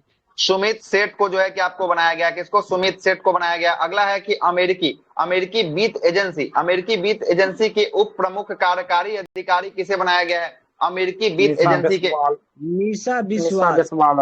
निशा बिस्वाल को जो है कि आपको चुना गया। किसको? निशा बिस्वाल को चुना गया। अगला है एबीडी, एशियाई डेवलपमेंट बैंक के विकास के लिए डिजिटल प्रौद्योगिकी पर सलाहकार समूह पर नियुक्त किया गया है। किसको नियुक्त किया गया है? आलोक कुमार को जो है कि आपको बनाया गया। किसको? आलोक कुमार को बनाया गया है। बहुत बेहतरीन। अगले प्रश्न पे आते हैं। अगला प्रश्न है WHO के बाहरी लेखा परीक्षक पुनः नियुक्त किया गया है WHO के लिए। किसको नियुक्त किया गया है? गिरीश चंद्र मुर्मू। चलिए, गिरीश चंद्र मुर्मू को जो है कि आपको बनाया गया। किसको बनाया गया है? गिरीश चंद्र मुर्मू को बनाया गया है। अगला है कि ILO के बाहरी लेखा निरीक्षक जो है परीक्षक जो है कि ये भी आपको किसको बनाया गया है? गिरीश चंद्र मुर्मू साहब को ही बनाया गया है। विश्व बैंक के नए अध्यक्ष कौन बने हैं? भारत भी आए थे G20 के बैठक में। अजय बंगा। चलिए, बहुत बेहतरीन है। अजय बंगा साहब जो है कि भारत भी आए थे G20 बैठक में। विश्व बैंक के ये वर्तमान में अभी हेड हैं। ठीक ना, हेड हैं। अगले प्रश्न पे आते हैं। अगला प्रश्न क्या बोलता है? अगला प्रश्न है कि अमेरिका में घरेलू नीति का सलाहकार कौन बनी है? घरेलू नीति का सलाहकार नीरा टंडन को बनाया गया। सही है, नीरा टंडन को जो है कि आपको बनाया गया है। अगले प्रश्न पे आते हैं। अगला प्रश्न है कि अमेरिका में वैश्विक महिला मुद्दों के लिए एम्बेसडर किसे नियुक्त किया गया है? महिला मुद्दों के लिए गीता राव गुप्ता को जो है कि आपको चुना गया है। किसको? गीता राव गुप्ता को चुना गया है। अगला प्रश्न है कि अंतर्राष्ट्रीय नागरिक उड्डयन संगठन में भारत के प्रतिनिधित्व कौन कर रहे हैं? भारत के प्रतिनिधित्व अंशुमाली रस्तोगी। हाँ, अंशुमाली रंगस्तोगी को जो है कि आपको भारत का प्रतिनिधित्व जो है कि आपको कर रहे हैं। अगला है कि न्यूयॉर्क कोर्ट में पहली भारतीय अमेरिकी न्यायाधीश कौन बनी है? पहली भारतीय अमेरिकी न्यायाधीश अरुण सुब्रमण्यम। हाँ, अरुण सुब्रमण्यम को जो है कि इनका चयन किया गया है। अगला प्रश्न है कि नासा का मुख्य प्रौद्योगिकीविद कौन है? नासा का मुख्य प्रौद्योगिकीविद चरनिया। ऐसा ही एसी चरनिया को जो है कि आपको बनाया गया है। अगला है यूट्यूब के CEO। यूट्यूब पर भी अब कंट्रोल भारत का ही है। कौन है CEO? नील मोहन को बनाया गया। सही है, नील मोहन को। हाँ, यूट्यूब अमेरिका की कंपनी है। ठीक ना, अमेरिका की कंपनी यूट्यूब। ठीक ना, CEO बन गए हैं, नील मोहन बन गए हैं। अगला है कि अमेरिका की पहली महिला सिख न्यायाधीश कौन बनी है? सिख न्यायाधीश मनप्रीत मोनिका सिंह। बनाया गया, किसको? मनप्रीत मोनिका सिंह को बनाया गया है। अगला प्रश्न पे आते हैं। अगला प्रश्न है कि यूएनएचआरसी के विशेष दूत के रूप में नियुक्त होने वाली पहली भारतीय और एशियाई महिला कौन बनी है? पहले भारतीय और एशियाई महिला अश्वनी केपी। अश्वनी केपी, सही है। अश्वनी केपी जो है कि आपको बनी है। कौन बनी है? अश्वनी केपी बनी है। अगला है कि यूएनएचआरसी का 2006 में हुआ था, 2006 में, ठीक ना? वो देखा है राष्ट्रीय मानवाधिकार आयोग 1993-92, तो वो कौन सा है सर? वो अलग हो गया यूएनएचआरसी, ये अलग से एक संगठन बना था। वो 1992-93 का संगठन है, 1992-93 का वो संगठन है आपका मानवाधिकार वाला। हाँ, ये यूट्यूब का आप तो देखना पड़ेगा। यूट्यूब तो इधर में आया है, ज्यादा दिन तो यूट्यूब का हुआ है नहीं, याद नहीं, एक बार देखना पड़ेगा, हमको याद नहीं है, कंफर्म नहीं याद है कि कब है उसका। यूट्यूब का देखिए एस्टेब्लिश कब हुआ, वही होगा, वही आसपास में होगा। देख लीजिए एक बार कब हुआ है यूट्यूब का, यूट्यूब देख लीजिए। अगले प्रश्न पे आते हैं। अगला प्रश्न आइए। अगला प्रश्न है कि अंतर्राष्ट्रीय अंतरिक्ष संघ के उपाध्यक्ष के रूप में किसे चुना गया? अंतर्राष्ट्रीय अंतरिक्ष संघ के उपाध्यक्ष के रूप में अनिल कुमार को चुना गया। सही है, अनिल कुमार को जो है कि आपको चुना गया। अगला है कि आईएमएफ की पहली कार्यकारी निर्देशक किसे बनाया गया है? आईएमएफ की केवी सुब्रमण्यम। हाँ, केवी सुब्रमण्यम को जो है कि आपको बनाया गया। और विश्व बैंक के मुख्य जो है कि अर्थशास्त्री किसे बनाया गया? विश्व बैंक के मुख्य अर्थशास्त्री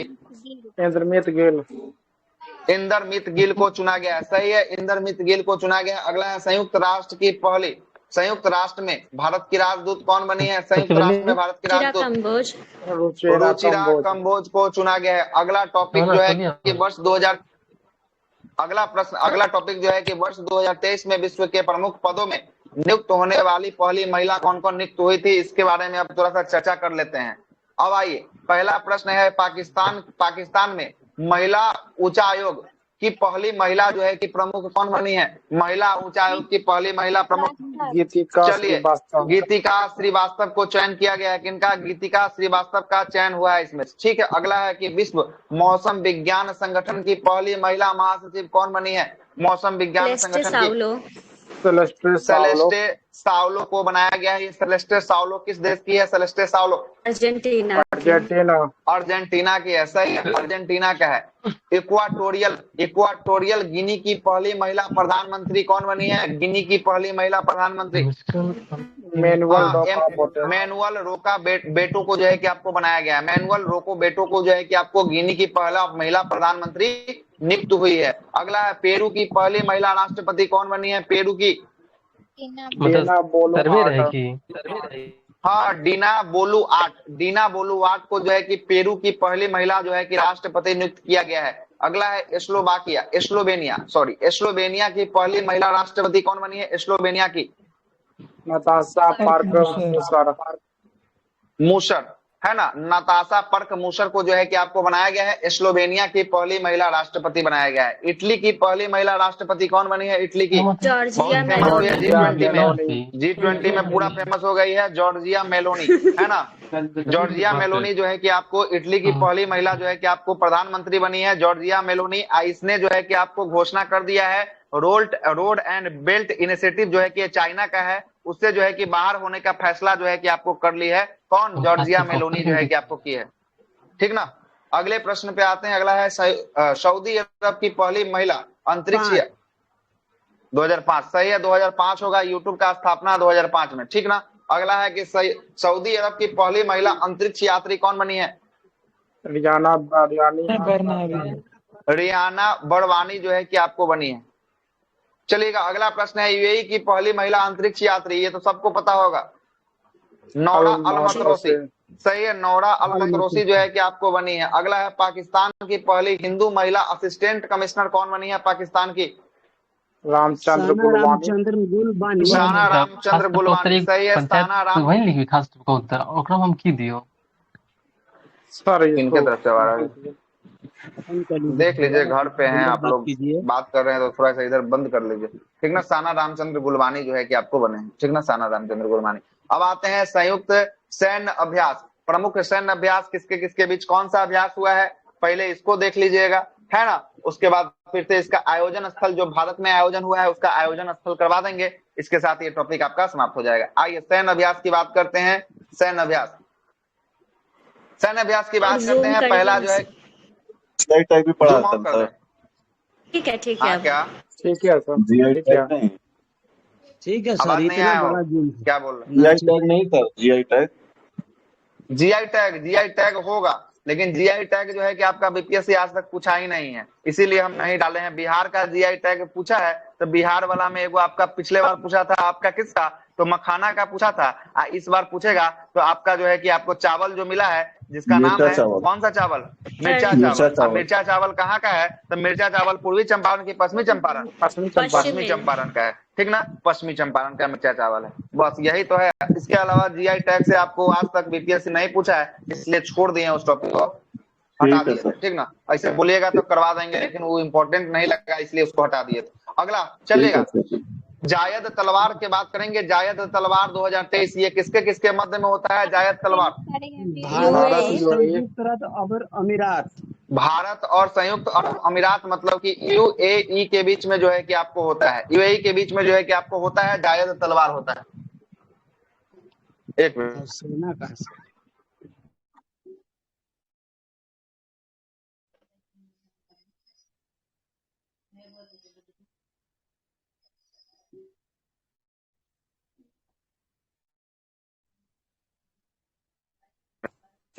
अगले प्रश्न पे आते हैं। अगला प्रश्न है कि मालाबार युद्ध अभ्यास, मालाबार युद्ध अभ्यास का 27वां संस्करण जारी किया गया, 27वां संस्करण हुआ है, ये किसके किसके बीच में होता है Malabar? Bharat, Japan, Japan, Australia, America. Australia. चलिए, भारत होता है, जापान होता है, अमेरिका होता है और यूएसए के बीच में जो ऑस्ट्रेलिया, सॉरी यूएसए नहीं, ऑस्ट्रेलिया के बीच जो होता है आपको मालाबार होता है। भारत, जापान, अमेरिका और ऑस्ट्रेलिया के बीच जो है कि आपको मालाबार होता है। चलिएगा, जेमेक्स की बात करेंगे। जेमेक्स किसके साथ हुआ है? जेमेक्स जापान के भारत साथ। और जापान। जापान के बीच जो है कि आपको जेमेक्स होता है। अगला है कि नेमेडिक एलिफेंट, नेमेडिक एलिफेंट किसके बीच में होता है? भारत और मंगोलिया। अमेरिका द्वारा सर, मंगोलिया के साथ होता है। भारत और मंगोलिया के बीच जो है कि आपको नेमेडिक एलिफेंट की बात करेंगे, ये मंगोलिया के साथ होता है। अगला है कि एक्स खान कॉन्वेस्ट 2023 ये किसके बीच में हुआ है? तो ये बहुराष्ट्रीय हुआ है, मतलब बहुत सारे इसमें देश जो है कि आपको भाग लिए हैं, ठीक ना। अगला है एक्वेरियन, एक्वेरियन किसके बीच हुआ है? एक्वेरियन भारत मालदीव। चलिए, एक्वेरियन की बात करेंगे। ये जो है कि आपको भारत और मालदीव के बीच जो है कि आपका एक्वेरियन हुआ है, भारत और मालदीव के बीच में हुआ है, ठीक ना। अगले पर चलते हैं। अगला है एक्था, एक्था किसके किसके मध्य में हुआ है? एक्था भारत और इंडोनेशिया। चलिए, ये भी हुआ है मालदीव के बीच में, एक्था भी हुआ है भारत और मालदीव के बीच में, और एक्वेरियन भी हुआ है भारत और मालदीव के बीच में। याद रखिएगा, दोनों का दोनों कहाँ, दोनों का दोनों भारत और मालदीव के बीच में, एक्था भी और एक्वेरियन भी दोनों मालदीव के बीच में हुआ है, ठीक ना। बन रहा है वहाँ। हाँ, एकता बंदरगाह जो है कि मालदीव में बन रहा है। कहाँ? मालदीव में जो है कि एकता बंदरगाह बन रहा है। और कौन सपोर्ट कर रहा है? तो भारत इसका जो है कि बनाने में जो है कि मदद कर रहा है ना। हाँ, पूरा पानी में ना मालदीव, मालदीव जो है उस दिन आपको बताए थे ना, वर्ल्ड मैप जब दिखा रहे थे तो मालदीव आपको दिखाए थे, याद आया? तो सर तो पानी में है। हाँ, तो पानी में तो यह है मालदीव, है ना। तो पानी में मतलब क्या? पानी में कहने का मतलब पूरा पानी में डूबा नहीं हुआ है, पानी में टापू की तरह, जैसे अंडमान निकोबार द्वीप समूह देख रहे हैं ना, उसी टाइप से है आपका, ठीक ना। ठीक। चलिएगा, AIME 2023 ये किसके किसके बीच में हुआ है? भारत और आसियान, भारत और आसियान देशों के बीच में, आसियान कंट्री के बीच, और भारत और आसियान के बीच जो है कि आपको हुआ है ये नौसेना का अभ्यास है। अगला है समुद्र शक्ति, समुद्र शक्ति किसके किसके बीच में हुआ है? समुद्र शक्ति भारत और इंडोनेशिया। भारत और इंडोनेशिया के बीच में आपका है। समुद्र शक्ति की बात करेंगे, भारत और इंडोनेशिया के बीच में है। अल मोहन अल हिंदी, अल मोहन अल हिंदी किसके किसके मध्य में होता है? भारत और सऊदी अरब, भारत और सऊदी अरब के बीच में अल मोहन अल हिंदी जो होता है, भारत और सऊदी अरब के बीच में होता है। कॉर्पेट का 35वां संस्करण किसके किसके बीच में हुआ है? कॉर्पेट, कारपेट है, थाईलैंड, भारत और थाईलैंड के बीच में हुआ है। सही है, भारत और थाईलैंड के बीच में जो है कि आपका ये हुआ है। कोप इंडिया का आयोजन, किनका आवाज रिपीट हो रहा है? बंद कीजिए। कोप इंडिया, कोप किसके किसके बीच में? अमेरिका। चलिए, भारत और अमेरिका के बीच में जो है कि आपका कोप इंडिया जो हुआ है, भारत अमेरिका के बीच में हुआ है। अगला है अजय वॉरियर। अजय वॉरियर किसके किसके बीच में है? Ajay warrior Britain. Bharat Britain. Bharat और ब्रिटेन, सही है। भारत और ब्रिटेन के बीच में जो है कि आपका अजय वॉरियर है, भारत और ब्रिटेन के बीच में। अगला है आपका स्लिनेक्स। स्लिनेक्स तो नाम से ही पता चल रहा है ये किसके किसके मध्य में है? स्लिनेक्स भारत श्रीलंका। श्रीलंका। सही है। भारत और श्रीलंका के मध्य में जो है कि आपका स्लिनेक्स है। एफ इंडेक्स की बात करेंगे, एफ इंडेक्स जो है कि आपका किसके किसके मध्य में? एफ इंडेक्स भारत और भारत और अफ्रीका। एफ से भारत और अफ्रीका के मध्य में जो है कि एफ इंडेक्स है। अगला है कोकन। कोकन किसके किसके मध्य में होता है? कोकन भारत ब्रिटेन। ब्रिटेन। भारत और ब्रिटेन के मध्य जो होता है आपका कोकन जो होता है, भारत और ब्रिटेन के मध्य में होता है। अगला है कोबरा वारियर। कोबरा वारियर जो है कि किसके किसके मध्य में? ये बहुपक्षीय है, मतलब बहुत सारे देशों का जो है कि आपको संगठन के मध्य में ये कोबरा वारियर का आयोजन किया जाता है। एफ इंडेक्स का पहला संस्करण ये भी आपको किसके संग हुआ है? एफ इंडेक्स अभी जस्ट ऊपर हुआ है, किसके संग?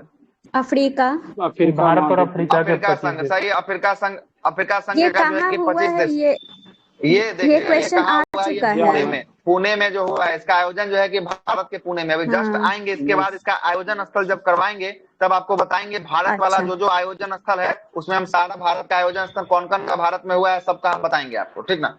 अगला आते हैं फ्रिंजेट जो है कि आपको युद्ध अभ्यास किसके किसके मध्य में हुआ है? फ्रिंजेट भारत और फ्रांस। भारत और आपको फ्रांस के बीच में हुआ है। और भारत और फ्रांस के बीच में एक होता है बरून भी होता है। कौन होता है? बरून भी होता है, भारत और फ्रांस के बीच में होता है। शक्ति भी होती है। जरूर भी होते हैं।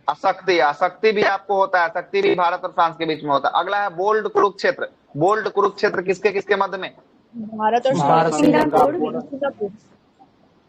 भारत और सिंगापुर के बीच में होता है। बोल्ड कुरुक्षेत्र की बात करेंगे, भारत और सिंगापुर के क्षेत्र में होता है। सेन्यू मैत्री की बात करेंगे, सेन्यू मैत्री किसके किसके बीच में हुआ है? सेन्यू मैत्री भारत और जापान, सही है। भारत और जापान के बीच में जो है हुआ है आपका सेन्यू मैत्री हुआ है, भारत जापान के बीच में। धर्म गार्डियन की बात करेंगे, धर्म गार्डियन किसके किसके मध्य में हुआ है? धर्म गार्डियन जापान। भारत जापान। तो सेन्यू मैत्री भी जापान के साथ, धर्म गार्डियन भी जापान के साथ। डस्टलिक की बात करेंगे, डस्टलिक का आयोजन किसके बीच में हुआ है? भारत और उज्बेकिस्तान। हाँ, उज्बेकिस्तान के साथ हुआ है। भारत और उज्बेकिस्तान के साथ जो है कि आपका डस्टलिक हुआ है, भारत और उज्बेकिस्तान के साथ।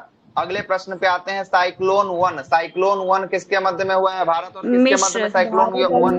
भारत और मिस्र। चलिए, भारत और मिस्र के मध्य में जो है कि आपको साइक्लोन वन जो हुआ है मिस्र के मध्य में हुआ है। अगला है कि बताइएगा, अगला है वीर गार्जियन की बात करेंगे। वीर गार्जियन किसके किसके मध्य में? भारत और भारत और जापान के बीच में, सही है। भारत और जापान के बीच में जो है कि आपका वीर गार्जियन है। अगला है वरुण की बात करेंगे, वरुण किसके किसके मध्य में हुआ है? वरुण अभी जस्ट ऊपर।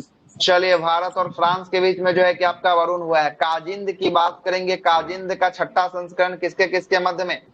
भारत और कजाकिस्तान। भारत और कजाकिस्तान के मध्य जो होता है ये काजिंद होता है। भारत और कजाकिस्तान के मध्य जो होता है काजिंद होता है। अगला है गरुड़ का आपको सातवां संस्करण, गरुड़ किसके मध्य में होता है? गरुड़ फ्रांस और भारत के बीच। हाँ, फ्रांस और भारत के बीच। देखिए, तो वरुण हो गया, शक्ति हो गया, फ्रेंजेट हो गया, और उसके बाद जो है कि गरुड़ हो गया, है ना। गरुड़ हो गया, ये चार आपका जो हो गया आपको किसके साथ? फ्रांस के साथ जो हो गया आपका हो गया। नसीम अल बहर किसके मध्य में हुआ है? नसीम अल बहर भारत और ओमान के बीच, सही है। भारत और ओमान के बीच नसीम अल बहर की बात करेंगे, भारत और ओमान के बीच में हुआ है। हरमऊ शक्ति की बात करेंगे, हरमऊ शक्ति किसके किसके मध्य में? भारत और मलेशिया। भारत और मलेशिया के मध्य में हरमऊ शक्ति की बात करेंगे, मलेशिया के साथ हुआ है। अगला है ऑस्ट्रा हिंद की बात करेंगे, ऑस्ट्रा हिंद किसके किसके मध्य में हुआ है? भारत से ही पता चल रहा है। भारत और ऑस्ट्रेलिया के मध्य जो हुआ है ऑस्ट्रा हिंद हुआ है। अगला है गरुड़ शक्ति की बात करेंगे, गरुड़ शक्ति किसके किसके मध्य में हुआ है?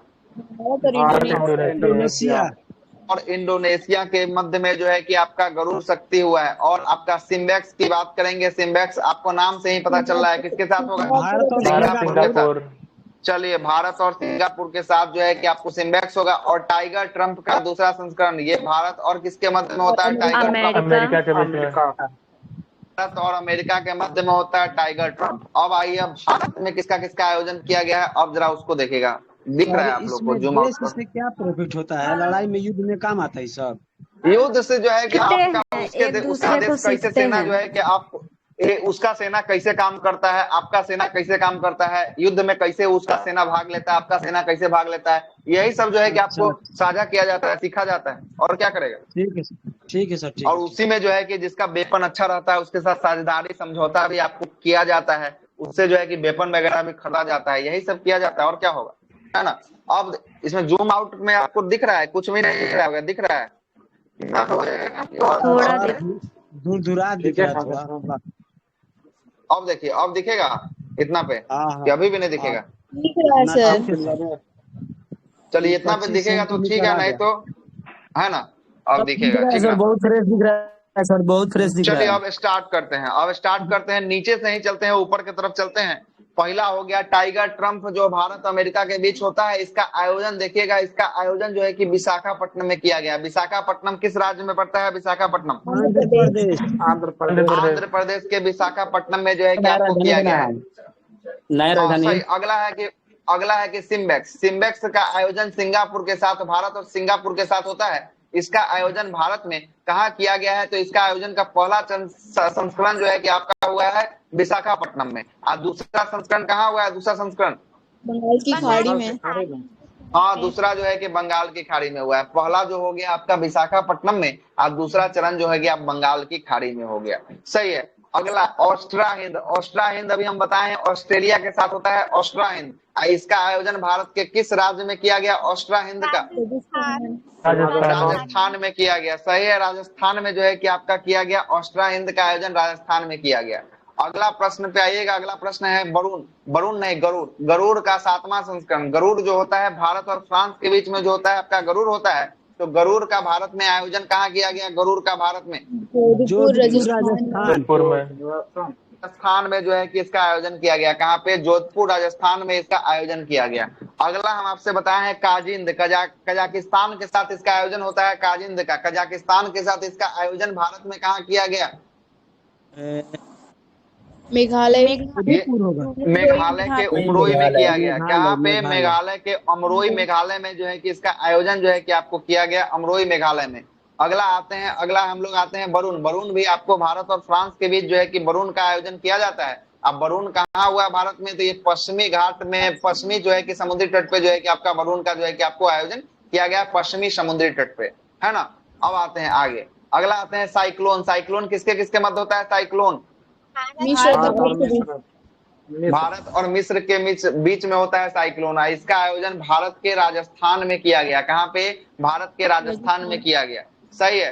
अगला है डस्टलिक। डस्टलिक जो है कि उज्बेकिस्तान के साथ हुआ है। किसके साथ? उज्बेकिस्तान के साथ डस्टलिक हुआ है भारत में। इसका आयोजन कहाँ किया गया भारत में? डस्टलिक का उत्तराखंड के रानीखेत में जो है कि इसका आयोजन किया गया। उत्तराखंड के रानीखेत में इसका आयोजन जो है कि आपको किया गया। अब आगे आते हैं। अगला है bold Kurukshetra. Bold Kurukshetra Singapore के साथ होता है। किसके साथ? सिंगापुर के साथ होता है। और सिंगापुर के साथ इसका भारत में इसका आयोजन कहाँ किया गया? भारत में जोधपुर राजस्थान। जोधपुर राजस्थान में जो है कि इसका आयोजन किया गया। सही है। अगला है कि फ्रेंजेट। फ्रेंजेट जो है कि आपको फ्रांस के साथ होता है ना। अब फ्रांस के साथ फ्रेंजेट जो हुआ, फ्रांस के साथ इसका आयोजन भारत में कहाँ किया गया? भारत में तिरुवनंतपुरम केरल में जो है कि इसका आयोजन किया गया। कहाँ पे? तिरुवनंतपुरम केरल में, ठीक ना, तिरुवनंतपुरम केरल में। अगला आते हैं। अगला जो है कि आपका अगला जो है कि आपको एफ इंडेक्स जो है कि एफ इंडेक्स का आयोजन जो है कि भारत और अफ्रीकी संघ के मध्य में होता है। इसका आयोजन कहाँ हुआ है एफ इंडेक्स का? महाराष्ट्र के पुणे में। महाराष्ट्र पुणे में जो है कि इसका आयोजन जो है कि आपको किया गया। Cope India. कोप जो है कि भारत और अमेरिका के बीच में होता है, और कोप का आयोजन भारत में किया गया। ये भारतीय वायुसेना का जो है कि युद्ध अभ्यास था कोप, ठीक ना। अगला है कॉर्पेट। कॉर्पेट जो है कि आपको थाईलैंड के बीच होता है। किसके साथ? थाईलैंड के बीच जो होता है आपको कॉर्पेट होता है। और कॉर्पेट का 35वां संस्करण थाईलैंड के साथ हुआ है। इसका आयोजन भारत में कहाँ किया गया? कॉर्पेट का अंडमान सागर में जो है कि इसका आयोजन किया गया। कहाँ पे? अंडमान सागर में जो है कि आपको किया गया है। सही है। अगला प्रश्न पे आते हैं। अगला प्रश्न चलिएगा। अगला प्रश्न है एक्वेरिन। एक्वेरिन मालदीव के साथ एक्वेरिन होता है, और एक्वेरिन का आयोजन की बात करेंगे। इसका आयोजन कहाँ किया गया एक्वेरिन का? चौबटिया, उत्तराखंड के चौबटिया में जो है कि आपका किया गया। कहाँ पे? उत्तराखंड के चौबटिया में किया गया। अगले प्रश्न पे आते हैं। अगला है कि जैमेक्स। जैमेक्स जापान के साथ होता है और जापान के साथ इसका भारत में आयोजन कहाँ किया गया? विशाखापट्टनम। विशाखापट्टनम में इसका आयोजन किया गया। सही है, विशाखापट्टनम। और मालाबार जो भारत जो है कि जापान, अमेरिका और ऑस्ट्रेलिया के बीच में होता है और इसका आयोजन जो है कि ऑस्ट्रेलिया के पूर्वी तट पे जो है कि मालाबार का आयोजन किया गया। इसके साथ आपका युद्ध अभ्यास, संयुक्त सैन्य अभ्यास जो है कि आपका समाप्त होता है। अगले सेक्शन पे आते हैं। अगला सेक्शन का नाम है वर्ष 2022 में प्रमुख जो है कि सूचकांक। ये सूचकांक से एक प्रश्न आपको रहता है हर एक एग्जाम में, ये भी आपका इंपॉर्टेंट हो जाएगा सूचकांक। ठीक ना? 1 मिनट का समय दीजिएगा, थोड़ा सा पानी पी लें। 1 मिनट का समय, ठीक ना?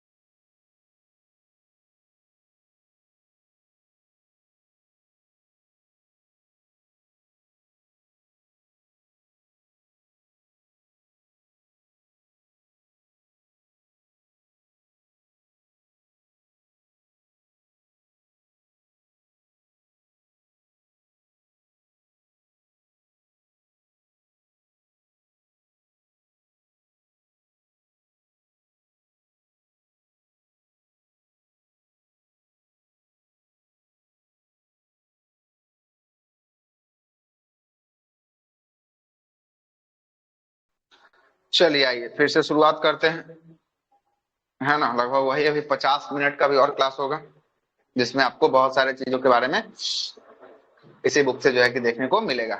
आइए फिर से इसकी शुरुआत जो है कि हम लोग कर देते हैं।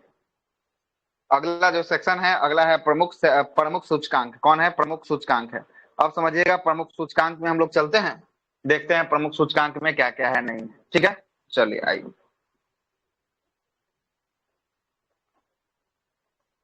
आइएगा, पहला सूचकांक का नाम है, पहला सूचकांक है एशिया पावर इंडेक्स।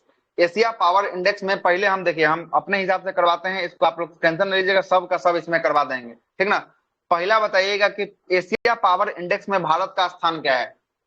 चौथा। भारत का स्थान जो है कि आपका चौथा है। तो पहले स्थान पे कौन है? पहले स्थान पे अमेरिका। पहले स्थान पे जो है कि अमेरिका है। भारत का स्थान जो है कि आपका चौथा है। और इसमें अंतिम स्थान की बात करेंगे, अंतिम स्थान पे जो है कि पापुआ न्यू गिनी है। कौन है? पापुआ न्यू गिनी है। कौन है? क्या एक मिनट रुपये, इसको फिर से लाने दीजिए वहां पे जहाँ पे हम लोग थे।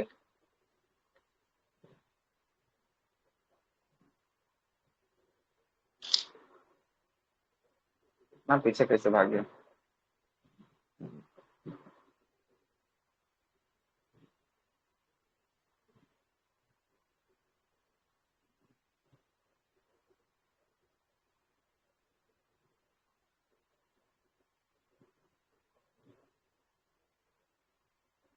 दिख रहा है अभी आप लोग को कि दिक्कत है? अभी भी थोड़ा सा और दिख रहा है?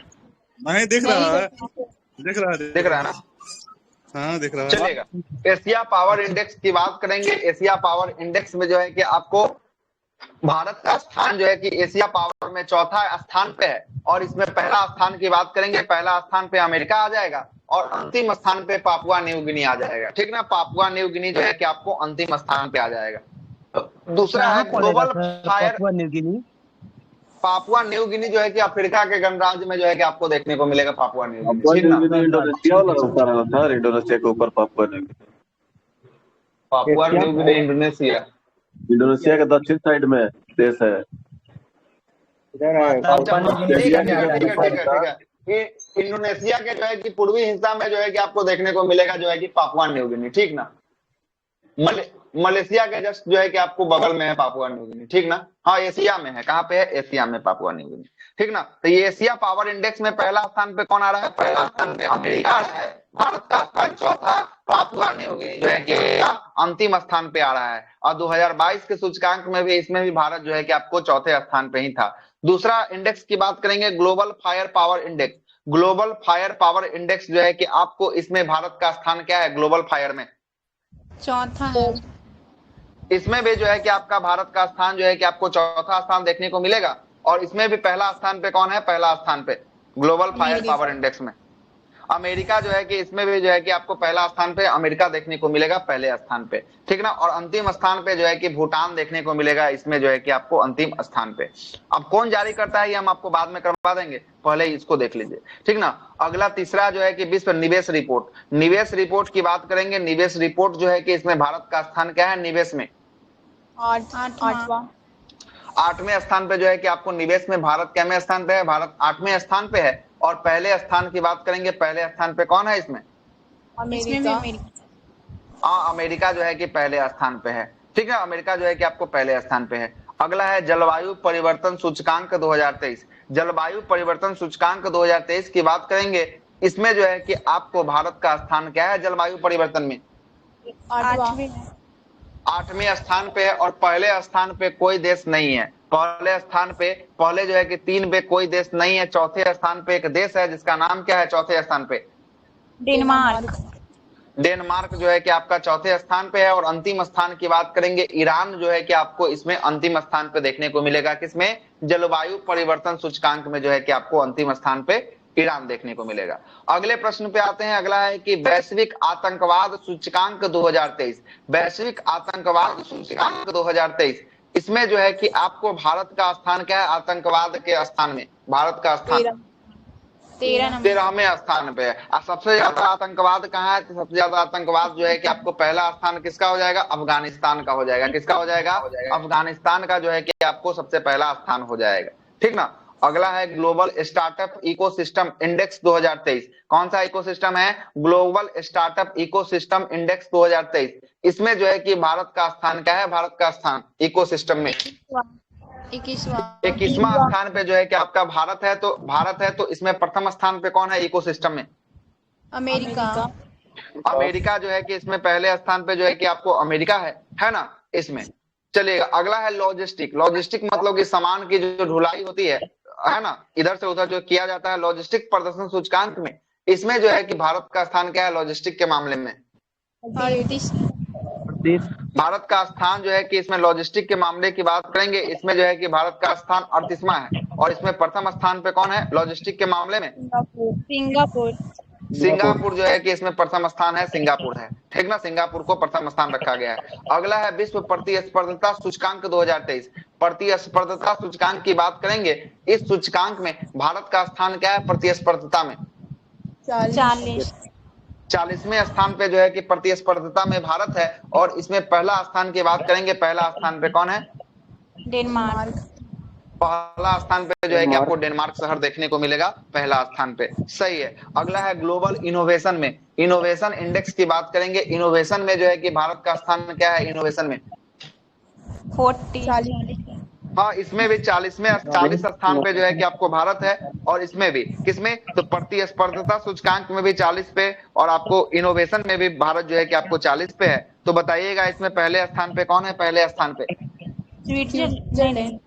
हाँ, स्विट्जरलैंड का स्थान जो है कि इसमें पहला स्थान है। किसका है, स्विट्जरलैंड का स्थान जो है कि आपको पहला है इसमें इनोवेशन में। अगला है global pension index. Pension index की बात करेंगे, इसमें जो है कि भारत का स्थान क्या है, पेंशन में 41। भारत का स्थान जो है कि 41वां स्थान पे भारत है। और इसमें जो है कि पहला स्थान पे पेंशन इंडेक्स में कौन हो जाएगा, पहले स्थान पे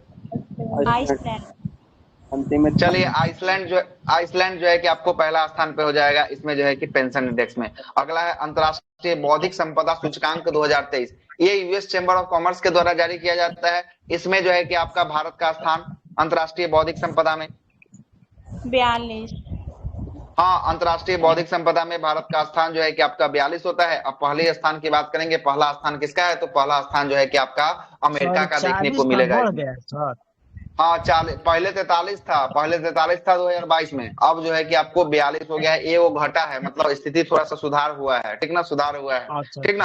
और इसमें जो है कि आपको पहले स्थान पे अमेरिका को रखा गया है, और 21 संगठन के द्वारा, तो यूएस चैम्बर ऑफ कॉमर्स के द्वारा इसको जारी किया जाता है। अगला है global aviation safety ranking 2022, global aviation safety ranking 2022।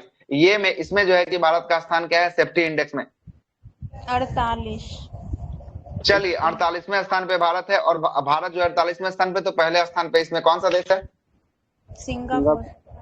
पहले स्थान पे जो है कि आपको सिंगापुर देखने वाला है, पहले स्थान पे जो है कि सिंगापुर है। अगला है good governance index, good government index में बात करेंगे, ये इसमें आपको भारत का स्थान क्या है गुड गवर्नेंस इंडेक्स में? 57।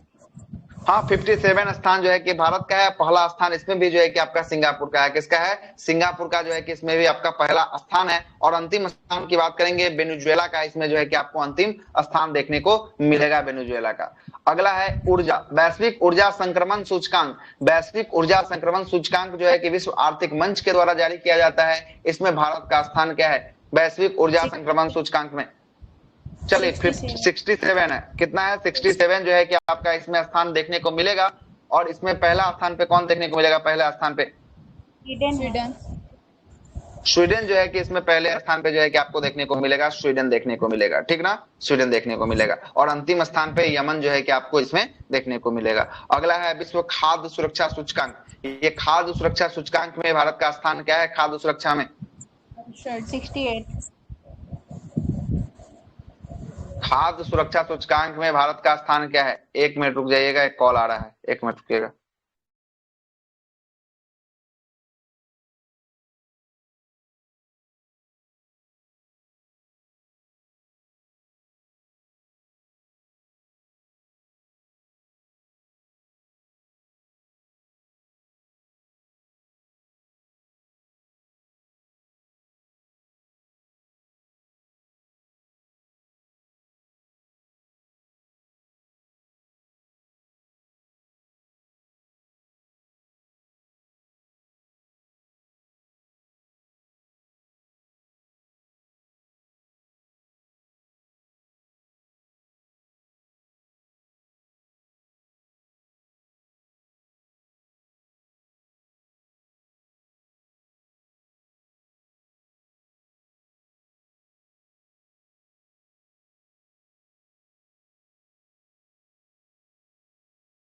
चलिए आइएगा,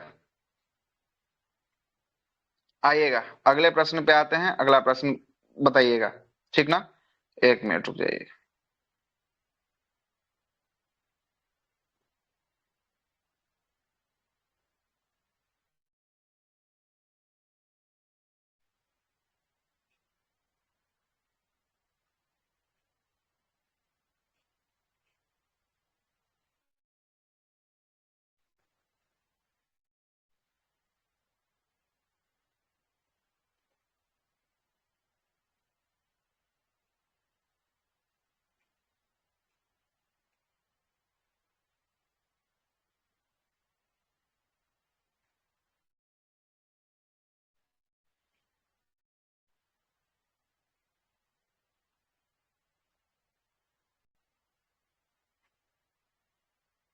आवाज आ रहा है?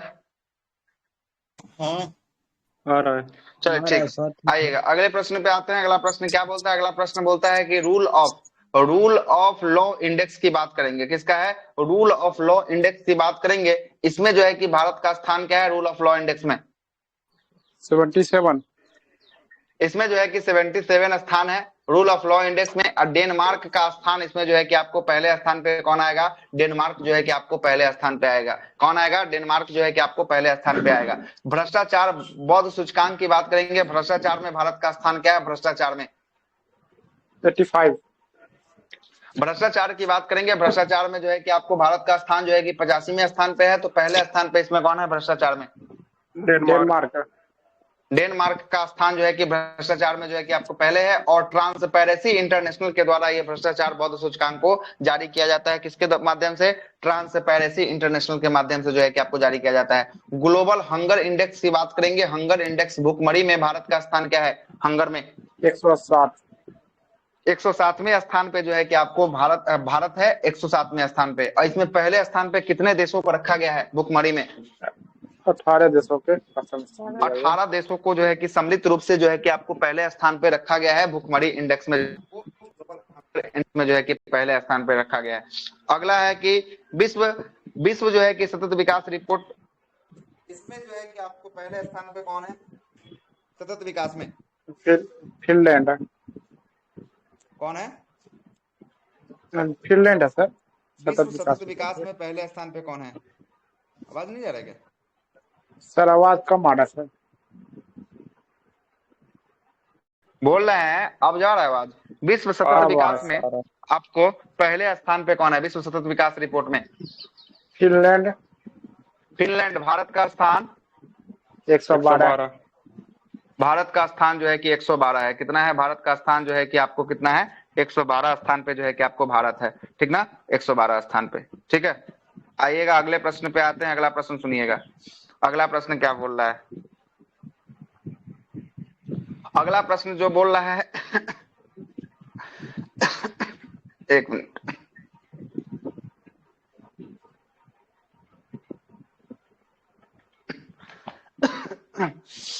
अगला प्रश्न बोल रहा है किड्स राइट्स इंडेक्स की बात करेंगे। किसका है? Kids right index 2022। Kids rights index में जो है कि आपका भारत का स्थान क्या है किड्स राइट इंडेक्स में?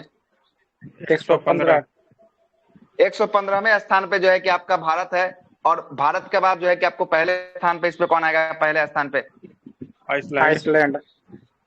आइसलैंड का स्थान जो है कि इसमें पहला आपको देखने को मिलेगा। अगला है कि विश्व आर्थिक स्वतंत्रता सूचकांक 2023। आर्थिक स्वतंत्रता में भारत का स्थान क्या है? आर्थिक स्वतंत्रता में 131। आर्थिक स्वतंत्रता की बात करेंगे 131 नंबर में जो है कि आपको 131वां स्थान भारत का है। तो प्रथम स्थान किसका है? प्रथम स्थान सिंगापुर। चलिए, सिंगापुर का जो है कि आपको पहला स्थान है। अगला है कि मानव विकास सूचकांक 2021-22 की बात करेंगे। इसमें भारत का स्थान क्या है मानव विकास में? 132। मानव विकास में 132। हाँ, मानव विकास में 132वें स्थान पे जो है कि आपका भारत है। और पहले स्थान की बात करेंगे, पहले स्थान पर कौन सा देश आ जाएगा? स्विट्जरलैंड।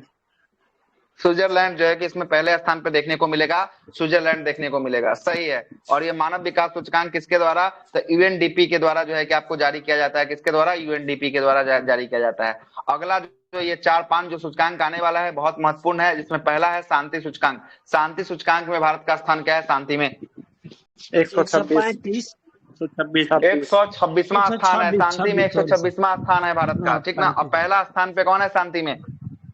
आइसलैंड। पहले स्थान पे जो है कि आपको आइसलैंड देखने को मिलेगा। शांति में पहले स्थान पे आपको आइसलैंड देखने को मिलेगा। अगला है कि खुशहाली, हैप्पीनेस इंडेक्स में भारत का स्थान क्या है? हैप्पीनेस में, खुशहाली में भी उतना ही है जितना शांति में है। चलिए ठीक है, दोनों में आपको स्थान बराबर है। शांति में भी उतना ही है, खुशहाली में भी उतना ही है। 126 स्थान जो है कि आपका भारत का है। और ये जो है कि आपका इसमें पहला स्थान पे कौन है आपको? फिनलैंड। खुशहाली फिनलैंड जो है कि इसमें पहला स्थान पे देखने को मिलेगा। अगला जो है कि आपका ग्लोबल जेंडर गैप इंडेक्स की बात करेंगे। ग्लोबल जेंडर गैप इंडेक्स में भारत का स्थान क्या है जेंडर गैप में? 127। ग्लोबल जेंडर गैप इंडेक्स की बात करेंगे, 127 स्थान जो है कि आपको गैप इंडेक्स में है। ठीक है, हाँ क्या भूखमरी में कौन है आगे? भूखमरी में हंगर इंडेक्स में, हंगर इंडेक्स की बात करेंगे। हंगर इंडेक्स में जो है कि आपको बताया ना कि भारत का स्थान जो है कि क्या 107वां स्थान पे भारत 107 है ना। हम पहला पूछे, पहला स्थान पे 18 वो ऐसा देश जो है ना उसको रखा है पहले स्थान पे रखा है। 18 देश है जिसका पहला स्थान मिला है ना, पहला स्थान जिसको मिला है। आगे आते हैं, ग्लोबल जेंडर गैप इंडेक्स की बात करेंगे। 127वां स्थान भारत का है। और आइसलैंड इसमें जो है कि पहले स्थान पे जो है कि आपका आइसलैंड है। और इसको विश्व आर्थिक मंच के द्वारा जो है कि इसको जारी किया जाता है। अगला है प्रेस स्वतंत्रता सूचकांक। प्रेस में मतलब मीडिया के मामले में जो है कि आपको कौन भारत का स्थान क्या है मीडिया के मामले में? प्रेस स्वतंत्रता में 161वें स्थान पे जो है कि आपका भारत है। और इसमें जो है कि आपको नॉर्वे जो है कि आपका टॉप कर रहा है। कौन टॉप कर रहा है? नॉर्वे टॉप कर रहा है। इसका संस्थान किसके द्वारा? रिपोर्टर्स विदाउट बॉर्डर के द्वारा जो है कि आपको जारी किया जा रहा है। रिपोर्टर विदाउट बॉर्डर के द्वारा जो है कि आपको जारी किया जा रहा है। अगला है पर्यावरण प्रदर्शन सूचकांक की बात करेंगे। पर्यावरण प्रदर्शन सूचकांक में पहले स्थान पे कौन सा देश? डेनमार्क। पहले स्थान पे डेनमार्क। और भारत का स्थान जो है कि सबसे अंतिम में है। कौन सा स्थान है? 180। 180 देशों की श्रेणी में 180 देश है। इसको वर्ल्ड इकोनॉमिक फोरम के द्वारा जो है किसको जारी किया जाता है, किसके द्वारा, वर्ल्ड इकोनॉमिक फोरम के द्वारा जो है किसको जारी किया जाता है इस रिपोर्ट को। कौन सा रिपोर्ट है, ये रिपोर्ट है आपको पर्यावरण प्रदर्शन सूचकांक रिपोर्ट है। कौन है, पर्यावरण प्रदर्शन सूचकांक रिपोर्ट है। अब आइए पेज नंबर, अगले पेज पे आते हैं। अगला पेज पे क्या दिया है, 17वीं वन स्थिति रिपोर्ट दिया हुआ है, ठीक ना। इस वन स्थिति रिपोर्ट को करवा देते हैं, है ना। उसके बाद जो है कि आपको देखिए आगे, ठीक ना। आइए 17वीं वन स्थिति रिपोर्ट जो दिया गया है, ये जो है कि भारतीय वन स्थिति सर्वे, भारतीय वन स्थिति रिपोर्ट जो है कि ISFR ने भारत सरकार के पर्यावरण, वन एवं जलवायु परिवर्तन मंत्रालय के द्वारा जो है कि इस रिपोर्ट को कितने वर्षों के अंतराल पे जारी किया जाता है, कितने वर्ष के अंतराल पे, 2 वर्ष के अंतराल पे जो है कि आपको जारी किया जाता है। पहली बार इसका प्रकाशन सबसे पहले कब किया गया, 1987 में किया गया। और ये रिपोर्ट कहाँ से आती है, रिपोर्ट आती है देहरादून से। ये रिपोर्ट जो है कि आपको आती है कहाँ से, देहरादून से रिपोर्ट आती है। अब 2021 का जो रिपोर्ट है ये कैमे क्रम का रिपोर्ट है, तो ये 17वें क्रम का जो है कि आपको रिपोर्ट देखने को मिलेगा, 17वें क्रम का रिपोर्ट देखने को मिलेगा। और इस रिपोर्ट को तैयार करने में किसका, तो एक दूर संवेदी उपग्रह रिसोर्ट सेट 2 का प्रयोग किया गया है। किसका, कौन सा उपग्रह है, सैटेलाइट का प्रयोग किया गया है। ये जो है कि रिसोर्ट सेट 2 का जो है कि आपको सैटेलाइट का प्रयोग जो है कि आंकड़ा को प्राप्त करने के लिए किया गया है। और ऐसा कौन सा वन नीति था जिसमें बोला गया 33% वन होना अनिवार्य है क्षेत्रफल पे, कौन सा वन रिपोर्ट में ऐसा बोला गया था। हाँ, 1988 के वन नीति में आपको बोला गया था कि 33% भूमि पे जो है कि वन होना अनिवार्य है, ठीक ना, अनिवार्य है। अब आते हैं इस रिपोर्ट को देखते हैं, इस रिपोर्ट को देखते हैं क्या क्या है, जरा सुनिएगा। इस रिपोर्ट को छोड़िए, यहां से हम आपको खुद से बता देते हैं इस रिपोर्ट में, ठीक ना। बात करेंगे इसमें वनावरण का प्रतिशत कितना है, तो वनावरण का जो प्रतिशत देख रहे हैं वो 21.71% है। कितना प्रतिशत है वनावरण का प्रतिशत, 21.71% है। जबकि वृक्षावरण की बात करेंगे, वृक्षावरण का प्रतिशत कितना हो जाएगा, 2.91% जो है कि आपका वृक्षावरण हो जाएगा। इस दोनों को जोड़ दीजिएगा तो आपको कितना मिल जाएगा, 24.62 जो है कि आपका ओवरऑल देखने को मिलेगा। कितना, 24.62 जो है कि आपका ओवरऑल देखने को मिलेगा। तो वन और वृक्ष मिलाकर अब कितना अभी भारत में वन और वृक्ष मिलाकर टोटल है ओवरऑल, 24.62 जो है कि आपको देखने को मिला है, ओवरऑल में देखने को मिला है, ठीक ना। अब जरा आइए, अब जरा आपसे पूछेगा कि इसमें जो है कि आपको 2019 की तुलना में 2021 में वनावरण में कितना किलोमीटर स्क्वायर का वृद्धि किया गया है, कितना किलोमीटर स्क्वायर, ये देखिएगा, ये 1540 किलोमीटर स्क्वायर का, कितना 1540 किलोमीटर स्क्वायर का जो है कि आपको वनावरण में वृद्धि किया गया है। अब वनावरण की बात करेंगे तो वनावरण में कितना वृद्धि हुआ है, तो पिछले मुकाबले के हिसाब से 0.22% का वृद्धि हुआ है। कितना हुआ है 2019 के हिसाब से, ये आंकड़ा किसके हिसाब से होगा, 2019 के हिसाब से जो है कि ये आंकड़ा होगा। 19 के हिसाब से 2021 में कितना किलोमीटर स्क्वायर का वृद्धि हुआ, तो 1540 किलोमीटर स्क्वायर का वृद्धि हुआ। अब प्रतिशत में कितना, तो 0.22% का वृद्धि हुआ है। जबकि वृक्षावरण की बात करेंगे, वृक्षावरण में कितना किलोमीटर स्क्वायर दिख रहा है आपको, वृक्षावरण में 721 किलोमीटर स्क्वायर का जो है कि आपका वृद्धि देखने को मिल रहा है वृक्षावरण में। यही वृक्षावरण का प्रतिशत की बात करेंगे, कितना प्रतिशत का वृद्धि हो गया, तो 2.91% का वृद्धि हो गया। कितना, 2.91% का जो है कि आपको वृद्धि हुआ है वृक्षावरण में। और ओवरऑल की बात करेंगे, ओवरऑल दोनों को जोड़ दीजिए, 1540 से 721 कितना हो जाएगा, 2261 किलोमीटर स्क्वायर का जो है कि ओवरऑल में वृद्धि हुआ है। कितना हुआ है, 2261 किलोमीटर स्क्वायर में वृद्धि हुआ है। वन और वृक्ष दोनों मिलाकर कितना वृद्धि हुआ है, वृक्षावरण में वृद्धि हुआ है 721 किलोमीटर स्क्वायर का वृद्धि हुआ है। अब प्रतिशत में 2.991%, सॉरी, हाँ ये तो वही डाटा हम सेम लिख दिए हैं, ठीक ना, वही डाटा लिख दिए सेम। इसका भी हो जाएगा आपका, कितना हो जाएगा 0.76 जो है कि आपको प्रतिशत जो है कि आपको वृद्धि हुआ है। ये 2.91 तो इसका डेटा है, ओरिजिनल डेटा है जितना पे है, ठीक ना, जितना पे है, ठीक ना। तो ये आपका वृद्धि हुआ है। अब ओवरऑल की बात करेंगे, 22 किलोमीटर स्क्वायर का वृद्धि हुआ है। किसके मुकाबला में, 2019 की 2017, 2019 के मुकाबला में जो है कि आपको ओवरऑल में वृद्धि हुआ है। अब आते हैं सर्वाधिक क्षेत्रफल, यहाँ पे सबसे अधिक वन है। सबसे अधिक वन की बात करेंगे, सबसे अधिक वन कहाँ देखने को मिलेगा भारत में, मध्य प्रदेश में जो है कि आपको सबसे अधिक देखने को मिलेगा। मध्य प्रदेश के बाद अरुणाचल प्रदेश, अरुणाचल प्रदेश के बाद जो है कि आपका छत्तीसगढ़ में देखने को मिलेगा। मतलब सर्वाधिक की बात करेंगे, सर्वाधिक कहाँ हो जाएगा, सर्वाधिक हो जाएगा आपका एमपी में मतलब मध्य प्रदेश में जाएगा आपको क्या दिया जाएगा। और न्यूनतम की बात करेंगे, न्यूनतम कहाँ हो जाएगा सबसे कम? हरियाणा में। हरियाणा में जो है कि आपको सबसे कम हो जाएगा, देखिएगा सबसे कम हरियाणा में, उसके बाद पंजाब, तब आपका गोवा, ठीक है ना। तो ये प्रतिशत में, ये क्षेत्रफल में हो गया। अब आते हैं प्रतिशत में सर्वाधिक कहाँ होगा। प्रतिशत में सर्वाधिक की बात करेंगे, प्रतिशत में सर्वाधिक कहाँ होगा? आंध्र प्रदेश।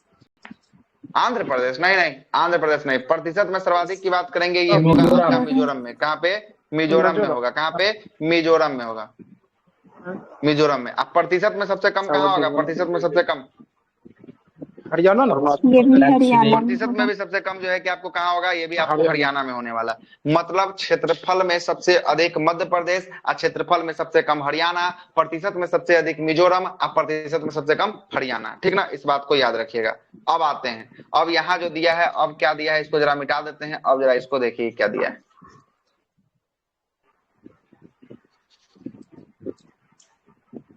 हाँ भाई, ये डेटा देखिए। सर्वाधिक वनावरण आवरण में वृद्धि करने वाला राज्य, सबसे अधिक वृद्धि कौन किया है? ये किया है आंध्र प्रदेश किया है। कौन किया है सबसे अधिक वृद्धि? आंध्र प्रदेश जो है कि सबसे अधिक वृद्धि किया है। 647 किलोमीटर स्क्वायर का जो है कि वृद्धि कौन किया है? आंध्र प्रदेश किया है। उसके बाद तेलंगाना किया है 632, उसके बाद उड़ीसा किया है 537 किलोमीटर स्क्वायर का वृद्धि किया है। लेकिन सर्वाधिक नुकसान करने वाला राज्य कौन हो गया? सबसे अधिक जो नुकसान किया है सबसे अधिक? अरुणाचल प्रदेश, मणिपुर और अरुणाचल प्रदेश जो है कि आपको सबसे अधिक जो है कि आपको नुकसान करने वाला है। 257 किलोमीटर स्क्वायर में जो है कि आपका ये नुकसान कर दिया है, अरुणाचल प्रदेश के द्वारा नुकसान किया गया है। और दूसरे स्थान पे आपको मणिपुर है नुकसान करने में, और तीसरे स्थान पे आपको नागालैंड है नुकसान करने में। अब आते हैं यहाँ पे डेटा देखिएगा, यहाँ पे प्रतिशत का डेटा दिया होगा आपको। यहाँ देखिए, यहाँ देखिए सर्वाधिक वनावरण प्रतिशत में कौन सा राज्य आपको है? सर्वाधिक वनावरण प्रतिशत की बात करेंगे, मिजोरम जो है कि आपको सबसे अधिक प्रतिशत में जो है कि आपको राज्य में टॉप कर रहा है, ठीक ना। अब प्रतिशत में सबसे कम कौन था? प्रतिशत में सबसे कम हरियाणा। कम हरियाणा था। कौन था? हरियाणा था। प्रतिशत में सबसे कम कौन था? हरियाणा था। वही सर्वाधिक प्रतिशत में जो पूछेगा केंद्र शासित प्रदेश, किसके पास सबसे अधिक प्रतिशत में केंद्र शासित में हो जाएगा? लक्षद्वीप। लक्षद्वीप के पास। और सबसे कम की बात करेंगे, सबसे कम लिख लीजिएगा यहाँ पे। सबसे कम जो है कि आपको माइनस में दिल्ली के पास। किसके पास?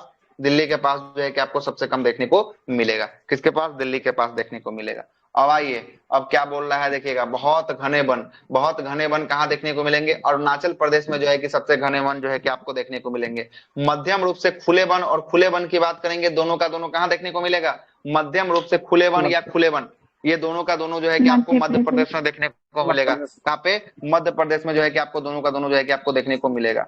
मतलब कि सबसे अधिक खुले वन की बात करेंगे, ये भी आपका मध्य प्रदेश। मध्यम रूप से खुले वन की बात करेंगे, ये भी आपका मध्य प्रदेश, ठीक ना। और आपको बहुत घने वन की बात करेंगे, तब कौन हो जाएगा? बहुत घने वन, बहुत घने अरुणाचल प्रदेश। हाँ, अरुणाचल प्रदेश हो जाएगा सबसे घने वन की बात करेंगे। अब आते हैं कुछ अन्य बिंदु दिया है, इसको भी जरा देख लीजिए क्या सब बोल रहा है इसमें, क्या बोल रहा है समझे। इसको भी जरा देख लीजिएगा क्या बोल रहा है। बाघ अभ्यारण्य में वन क्षेत्र में 55,666.27 जो है कि आपको किलोमीटर स्क्वायर में, जो पूरे देश का कुल वन क्षेत्र का लगभग कितना प्रतिशत है? तो 7.8% में टाइगर रिजर्व के कुल क्षेत्रफल का 74.51% जो है कि आपका वन है, ठीक है। अगला बोल रहा है कि देश में बाघ अभ्यारण्य में लगभग 74,710.51 वर्ग किलोमीटर क्षेत्रफल पर फैला हुआ है, जो भारत के कुल भौगोलिक क्षेत्र का लगभग कितना प्रतिशत है? तो कुल भौगोलिक क्षेत्र का लगभग 2.27% है। कितना है? 2.27% जो है कि आपको है। अगला है क्षेत्रफल के अनुसार सबसे बड़ा वन क्षेत्र नागार्जुन सागर श्रीशैलम टाइगर रिजर्व का है। जो कहाँ है नागार्जुन सागर श्रीशैलम टाइगर रिजर्व? आंध्र प्रदेश। आंध्र प्रदेश का है। कहाँ का है? आंध्र प्रदेश का जो है कि आपको देखने को मिलेगा, है ना। और प्रतिशत के हिसाब से सबसे बड़ा क्षेत्रफल जो है कि किसका हो जाएगा? प्रतिशत के हिसाब से ये आपको क्षेत्रफल के हिसाब से नागार्जुन का हो गया, लेकिन प्रतिशत के हिसाब से किसका? पक्के टाइगर रिजर्व का। पक्के टाइगर रिजर्व किस राज्य में है? पक्के टाइगर रिजर्व जो है कि अरुणाचल प्रदेश में है। कहाँ पे? अरुणाचल प्रदेश में जो है कि आपको देखने को मिलेगा। कहाँ पे? अरुणाचल प्रदेश में देखने को मिलेगा। आइए मिटा देते हैं इसको, देख लीजिए अब क्या क्या दिया है। और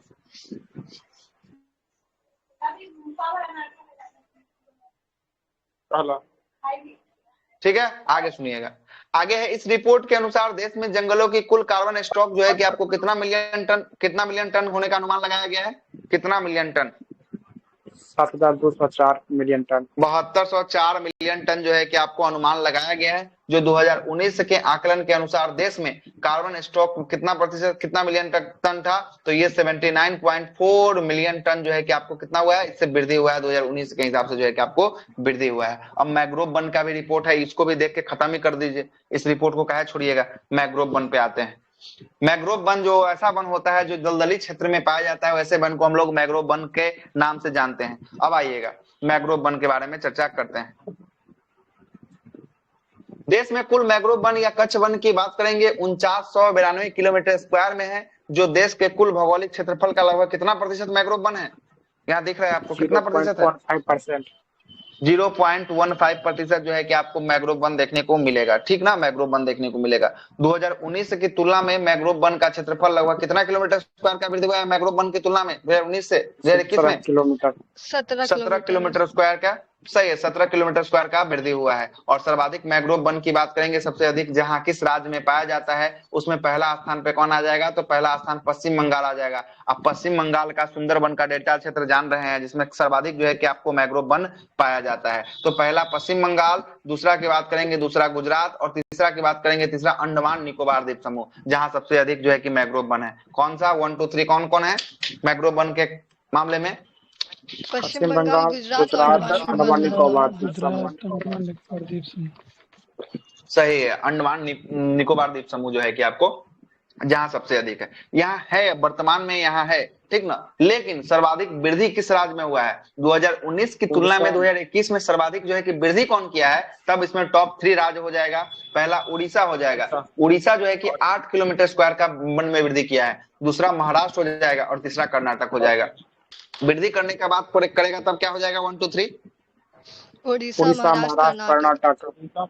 चलिए, उड़ीसा हो जाएगा, महाराष्ट्र हो जाएगा, तब कर्नाटक हो जाएगा, जहां पे वृद्धि हुआ है। उड़ीसा में हुआ है 8 किलोमीटर स्क्वायर, महाराष्ट्र में हुआ है 4 किलोमीटर स्क्वायर, और कर्नाटक में हुआ है 3 किलोमीटर स्क्वायर का जो है कि आपको वृद्धि हुआ है। कर्नाटक में कितना? 3 किलोमीटर स्क्वायर का जो है कि आपको वृद्धि देखने को मिला है। और ओवरऑल कितना हुआ है 2019 से 2021 में वृद्धि? ओवरऑल 17 किलोमीटर स्क्वायर का जो है कि ओवरऑल में वृद्धि हुआ ये है। कुछ दिन पहले सर इसमें 17 नहीं 18 किलोमीटर दे रहा था, लेकिन अभी 17 दे रहा है। नहीं, ये हम तो ये रिपोर्ट को देख रहे हैं 2021 से ही ना, जब से देख रहे हैं तब से यही है।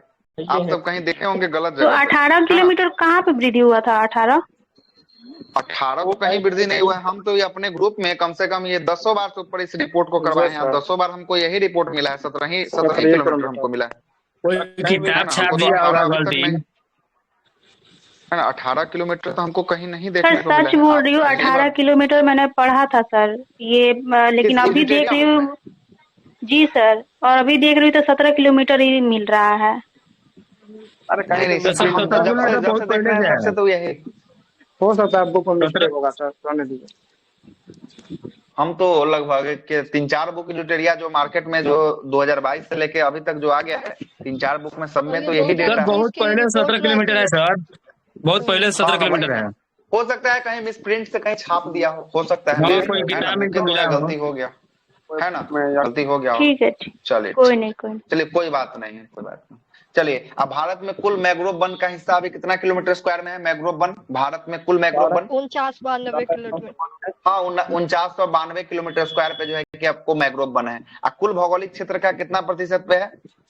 0.15%। हाँ, 0.15% पे जो है कि आपको मैंग्रोव वन देखने को मिलेगा। तो यहाँ पे आपका मैंग्रोव वन का भी ये डेटा समाप्त होता है। अब आते हैं रामसर साइट। ये भी आपका एग्जाम के पॉइंट ऑफ व्यू से बहुत महत्वपूर्ण हो जाता है रामसर साइट के बारे में। अब आइए रामसर साइट पे हम लोग अब शुरुआत करते हैं। रामसर साइट को यदि 15 मिनट अभी और क्लास ये चलने वाला है ना।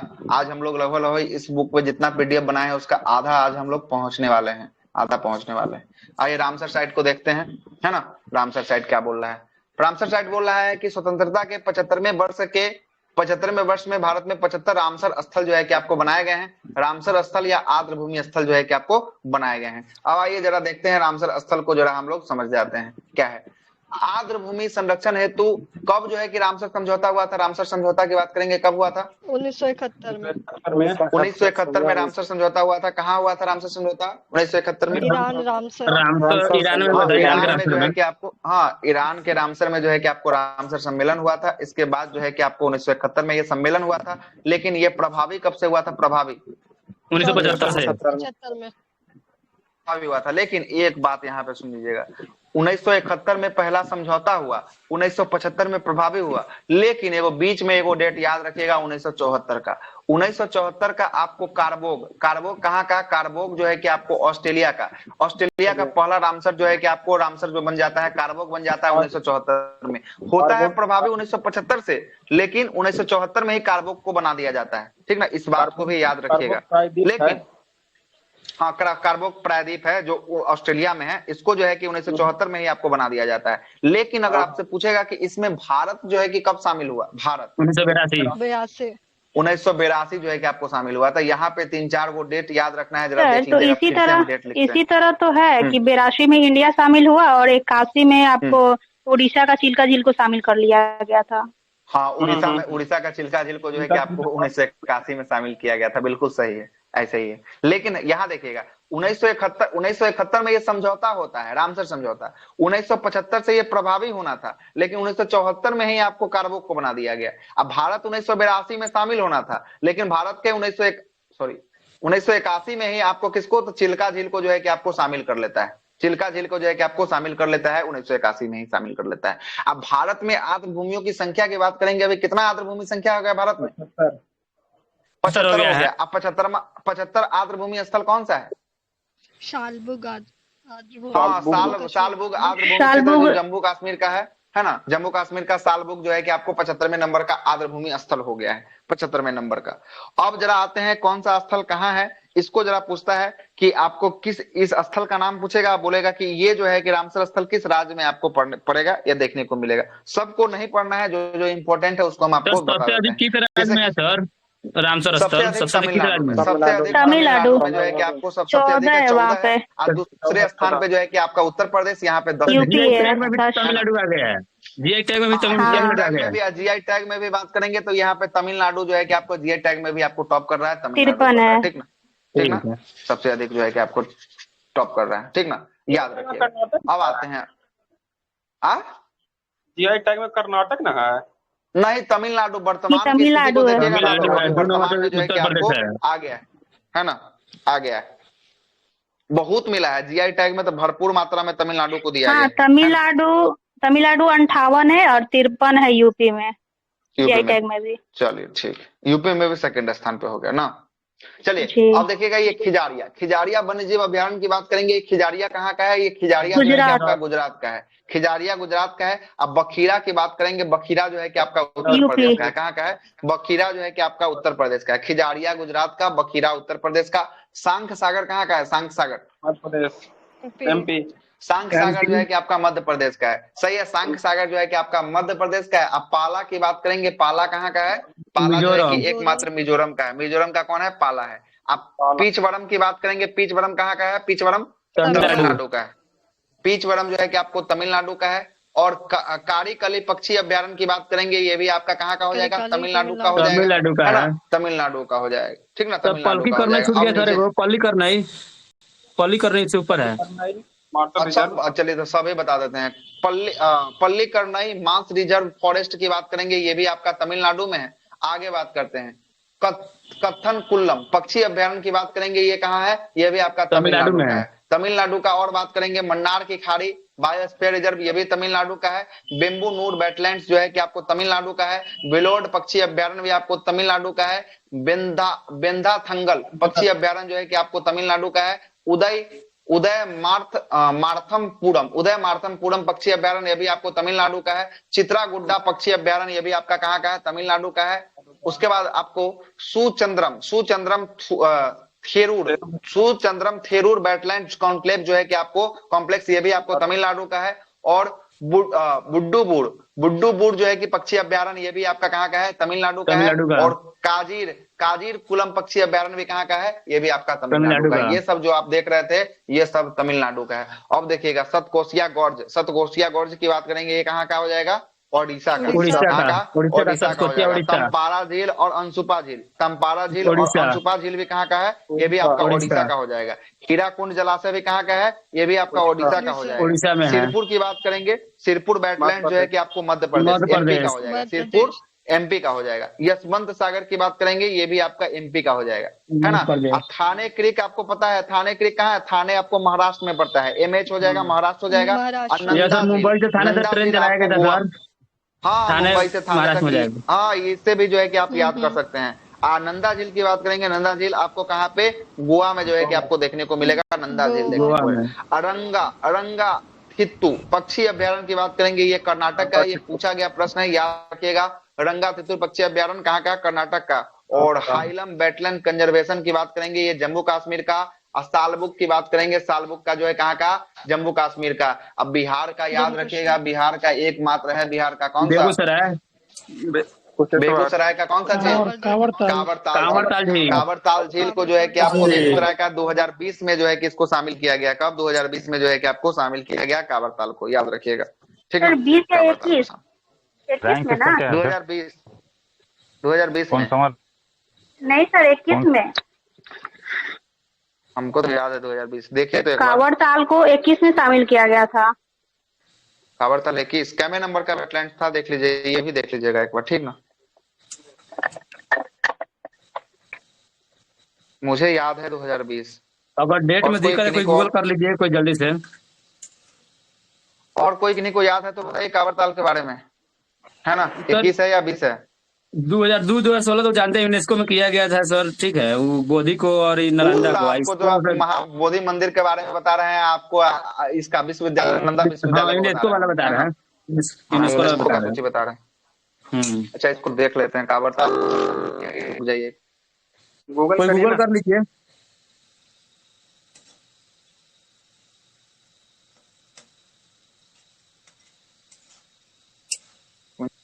इसको शामिल किया गया नवंबर 2020 में। कांवड़ताल झील को, बेगूसराय के कांवड़ताल झील को रामसर स्थल में जो है कि आपको शामिल किया गया, ठीक है सर। ठीक है। 2020 में शामिल किया गया, ठीक है मैडम, आप भी चेक कर लीजिएगा एक बार, ठीक है। और ये भारत का जो है कि आपका कब था? तो 39वां नंबर का रामसर स्थल था। कैमा नंबर का? तो 39वां नंबर का जो है कि आपको इंडिया का रामसर स्थल था और बिहार का पहला रामसर स्थल था। प्रश्न आ सकता है बीपीएससी में, याद रखिएगा। भारत का 39वां नंबर का रामसर स्थल है ना, 39वां। एक साइड ये तो डायरेक्ट ऐसे देके फंसा सकता है नंबरिंग।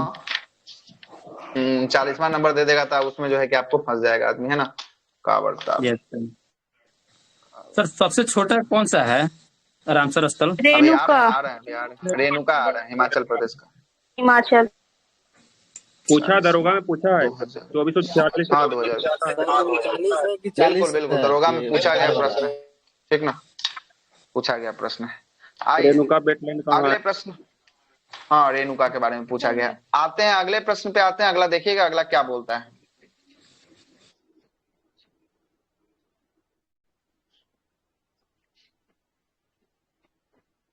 आइए, हाँ देखिएगा, अब आपसे बोलेगा कि सबसे अधिक कहां पे रामसर स्थल देखने को मिलेगा, तो ये आपको 175 आपको यूनाइटेड किंगडम यूके में जो है कि आपको 175 जो है कि रामसर स्थल जो है कि आपको देखने को मिलेगा।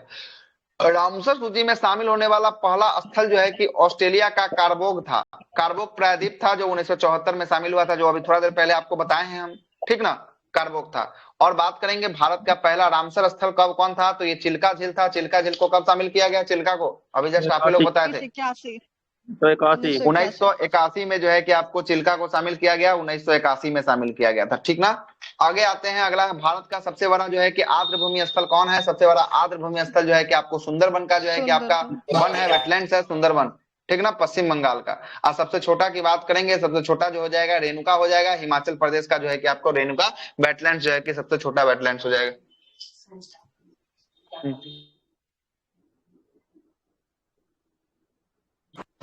आगे आते हैं, भारत का पहला कृत्रिम आर्द्र भूमि स्थल कौन है? तो कृत्रिम आर्द्र भूमि स्थल जो है कि आपको हरिका बैराज है। कौन सा है?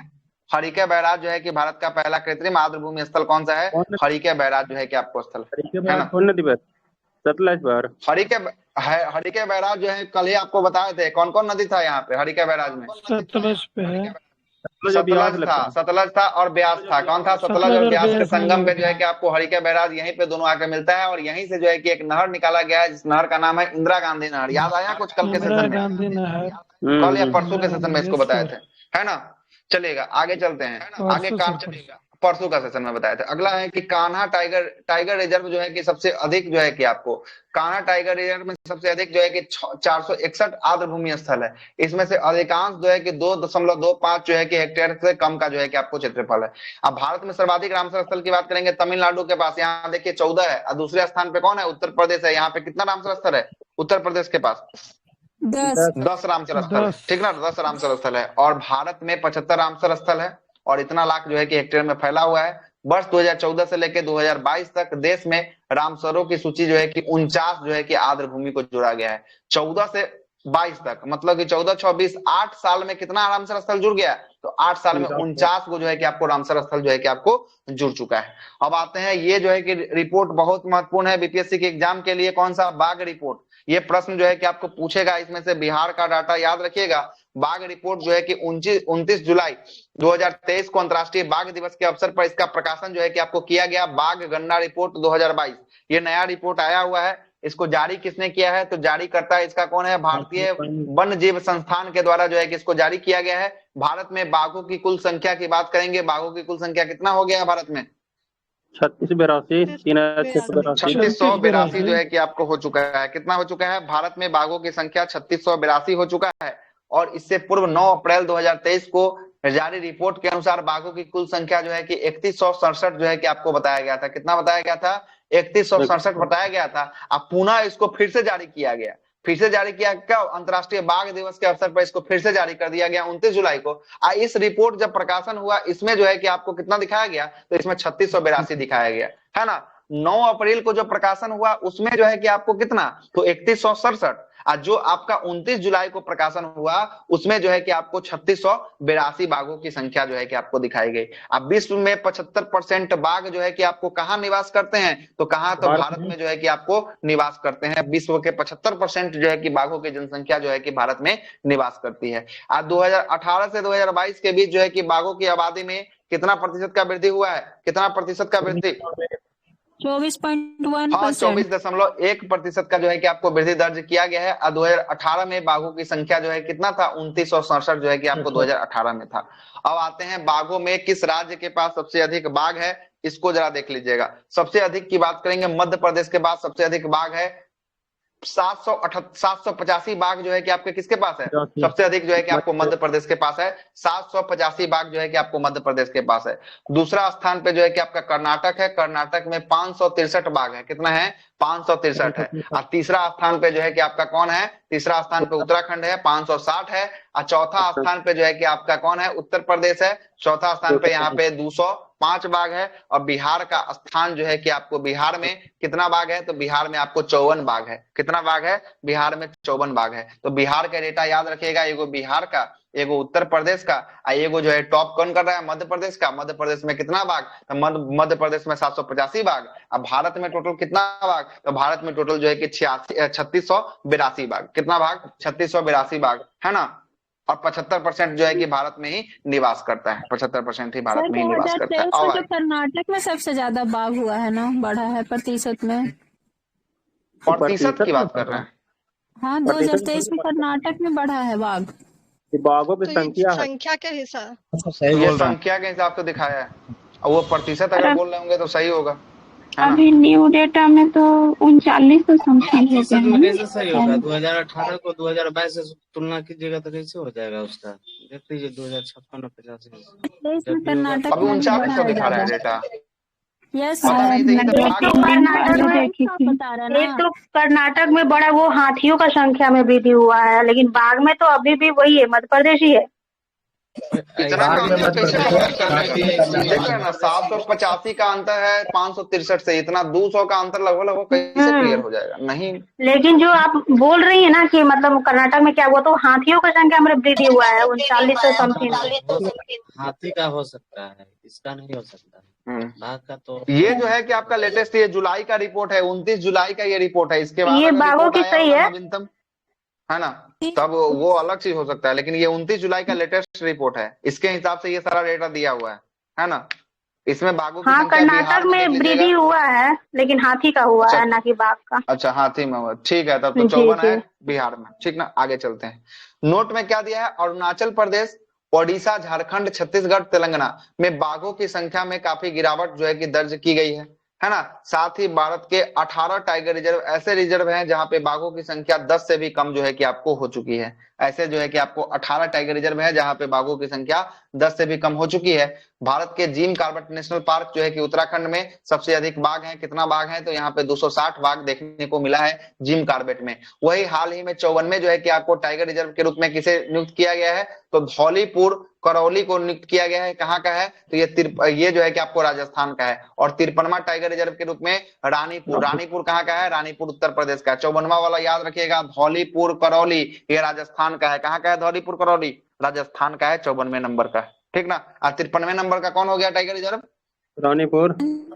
रानीपुर कहाँ का, उत्तर प्रदेश का जो है कि आपको रानीपुर है, ठीक ना। अगले प्रश्न पे आते हैं, बिहार में बाघों की संख्या वर्ष 2014 में 28 था, 2018 में 31 था, और 2022 में सीधे बढ़ के कितना हो गया है, सीधे बढ़ के 54 हो गया है, ठीक ना। इस बात को भी याद रखिएगा। इस प्रकार पिछले 8 वर्षों में बाघों की संख्या बढ़कर दुगुना हो गया है। और बिहार का एकमात्र टाइगर रिजर्व है कौन सा, तो वाल्मीकि नगर टाइगर रिजर्व, जो पश्चिमी चंपारण में जो है कि आपको स्थित है। और दूसरा टाइगर रिजर्व कौन बनेगा बिहार का, बताइए। कैमूर वाला बनेगा, जो है कि आपको बनेगा, दूसरा बनेगा, ठीक ना, दूसरा कैमूर का बनेगा। अगला देता है कि पर्यावरण, वन और जलवायु परिवर्तन मंत्रालय के द्वारा हाल ही में जारी डेटाओं के अनुसार भारत में बाघों की कुल संख्या अब 3925 जो है कि आपको हो गई है ना। ये जो है कि आपको फिर से डेटा नया निकला है, 3925 हो गया है। तथा वार्षिक वृद्धि जो है कि आप 6.1% जो है कि आपको वार्षिक वृद्धि जो है कि आपको हो गई है। चलिए यहीं तक इसको रखते हैं। पेज नंबर हम लोग 1 से स्टार्ट करके 37 तक हम लोग पहुंच चुके हैं। इसमें अगर बात करेंगे नेशनल डेटा में कितना दिया हुआ है, तो नेशनल डेटा में कहां तक पेज दिया हुआ है, तो आपको दिखा देते हैं। पेज दिया है आपको, होगा युद्ध अभ्यास का स्थल करा दिए सर, कहाँ पे हुआ है? सबका स्थल हो चुका है, हाँ सब हो चुका, युद्ध अभ्यास का स्थल हो चुका। 113 तक दिया हुआ है, देखते हैं कहां तक हम लोग लेके जाते हैं। आज 2 ही क्लास में हम लोग 37 पेज नंबर पहुंच चुके हैं, है ना। अब अगले क्लास जो है कि अब 10 बज चुका है, अगला क्लास जो होगा वो दोपहर के 2 बजे होगा। लुसेंट स्पेशल का जो है कि आपको क्लास होगा, ठीक ना, दोपहर के 2 बजे, ठीक ना।